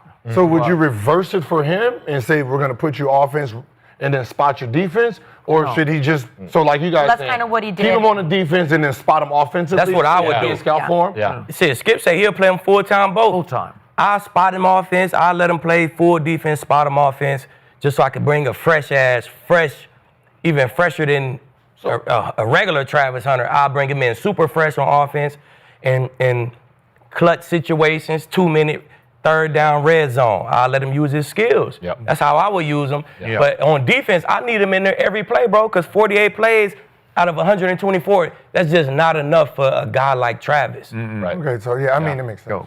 Yeah, fundamentally, I think having him concentrate on one position would be more beneficial to him.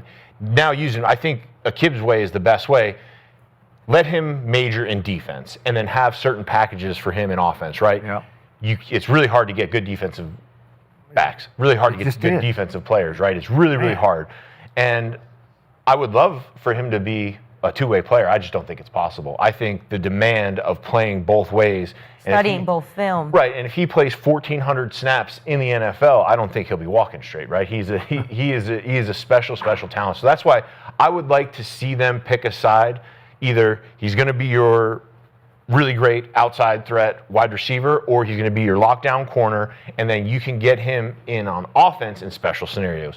2-minute drill, have a couple packages for him, because with him playing 42 on offense and 6 snaps on defense, he really didn't have an impact in the game. Hell no. He's a great player. Like, we need to feel his presence. Yeah. And I just don't think you do that with him going both ways. And I think it's, it's a trend-setting thing, and it's super progressive, and we're smart, and this, that, and the other. I don't like it. I think major him at one position and feature him in the others. And I think majoring him in defense and then featuring him, sprinkling him in offense, that's maybe the best way to utilize him.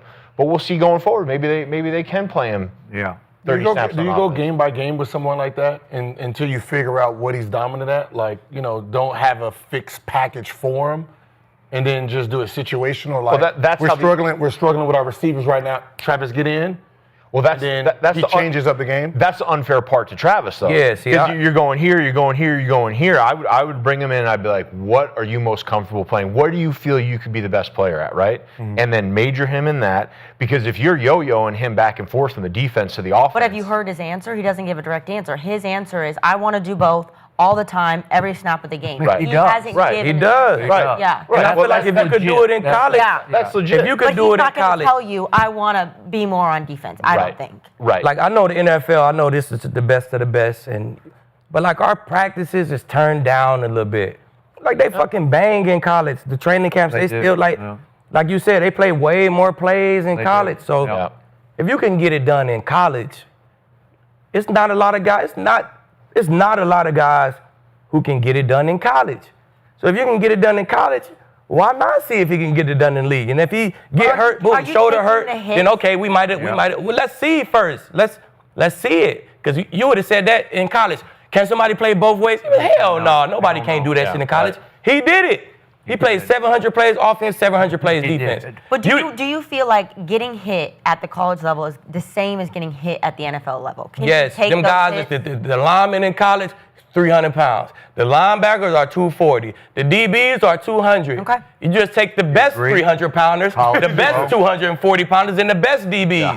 So I'm with you. The hitting is the hitting. Yeah. Guys fucking get smoked every weekend in college. They do. Tackling is tackling. The size don't change. You know what I'm saying? Yeah. The size is the same. It's just the best guys at those sizes. You know what I'm saying? So Yeah. Travis is one of the best guys. Yeah. He know how to duck out them hard hits. does. Bro. That's a He skill. does. It's And a he know how to skill. tackle in a way where I don't really get hurt. I stay chest tackle like Marcus Peters, bro. MP Or was Dion. a great Do you remember tackler. Dion as a tackler? When it was time to get somebody on the ground, trust me, he got got him him on down. the ground. It wasn't physical. It wasn't like sensational. He just got him on the down. ground. And see, Skip, to your point, I got hurt on the line. I remember one time I hurt my fucking hamstring tackling a guy because I hit low. And one time I hit a big ass guy, I tried to explode it. It ain't really explode like and I hurt a hamstring hitting, but a guy like my dog MP never hit low. Marcus He went Peters, straight up, yeah. Marcus Peters. Yeah. He tackled high, chest, tried to rip He the did, ball. He yeah. never got fucking hurt tackling. So Travis just know how to tackle without getting hurt. You know what I'm saying? does. It's a skill to it, man. I started tackling like MP later in my career. You know what I'm saying? I'm like, shit, I'm gonna tackle like you, bro. I'm diving at legs and shit. I'm getting fucking hurt. Yeah. Tackling, you know what I'm saying? So Yeah. I had to learn that from You want MP. to cuddle now, huh? Yeah. Hey, I'm a cuddle and rip that ball. I teach my son. Look, don't a watch nice my little hug. tape. Hey, look, we gonna put MP tape on and teach my son how to tackle. Yeah, And look, my that's son, good. first game of the season, my son tackle high, strip. He had a strip. Fumble force, fumble recovery, first game of the season. Tackling like MP. Okay, Like, you come can on, man. miss a tackle doing that occasionally, Yeah, right? you will, but you're gonna miss a tackle diving at legs, shooting out legs Yeah. like I did too. So, Yeah. hey, you're gonna miss. It's the NFL. Guys gonna miss tackles either way. Go, Richie. Yeah, my thing about it is it's hard enough to master one position in the NFL, and when you're taking the kid and you're going back and forth and back and forth, he could be a Pro Bowl player. He's a Pro Bowl talent. He's an all-pro talent, right? 42 snaps on offense, 6 snaps on defense.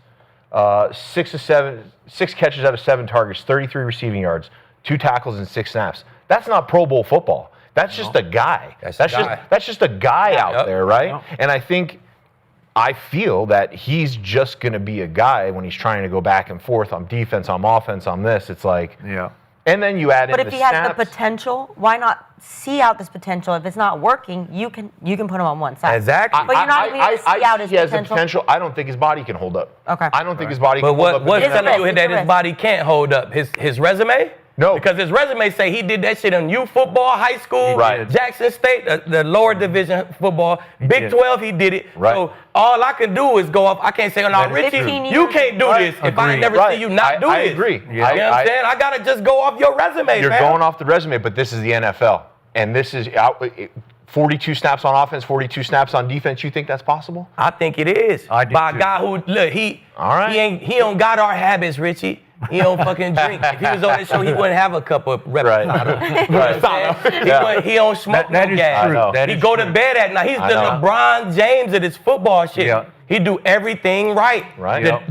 His superpower is discipline. Yeah, that's what all guys in the league, we don't have no discipline. Right. That's why we have soft tissue injuries. That's why we can't play both ways. You know what I'm saying? Because we don't have the discipline to do it. He got the discipline to do it.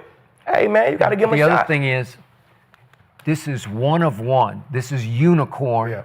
Exactly. Ball in air. I've never seen anything like ball in air. Either way, offense, defense, it's his ball. Either way, ball, he sees ball, it's my ball. I will go get this ball because you can't.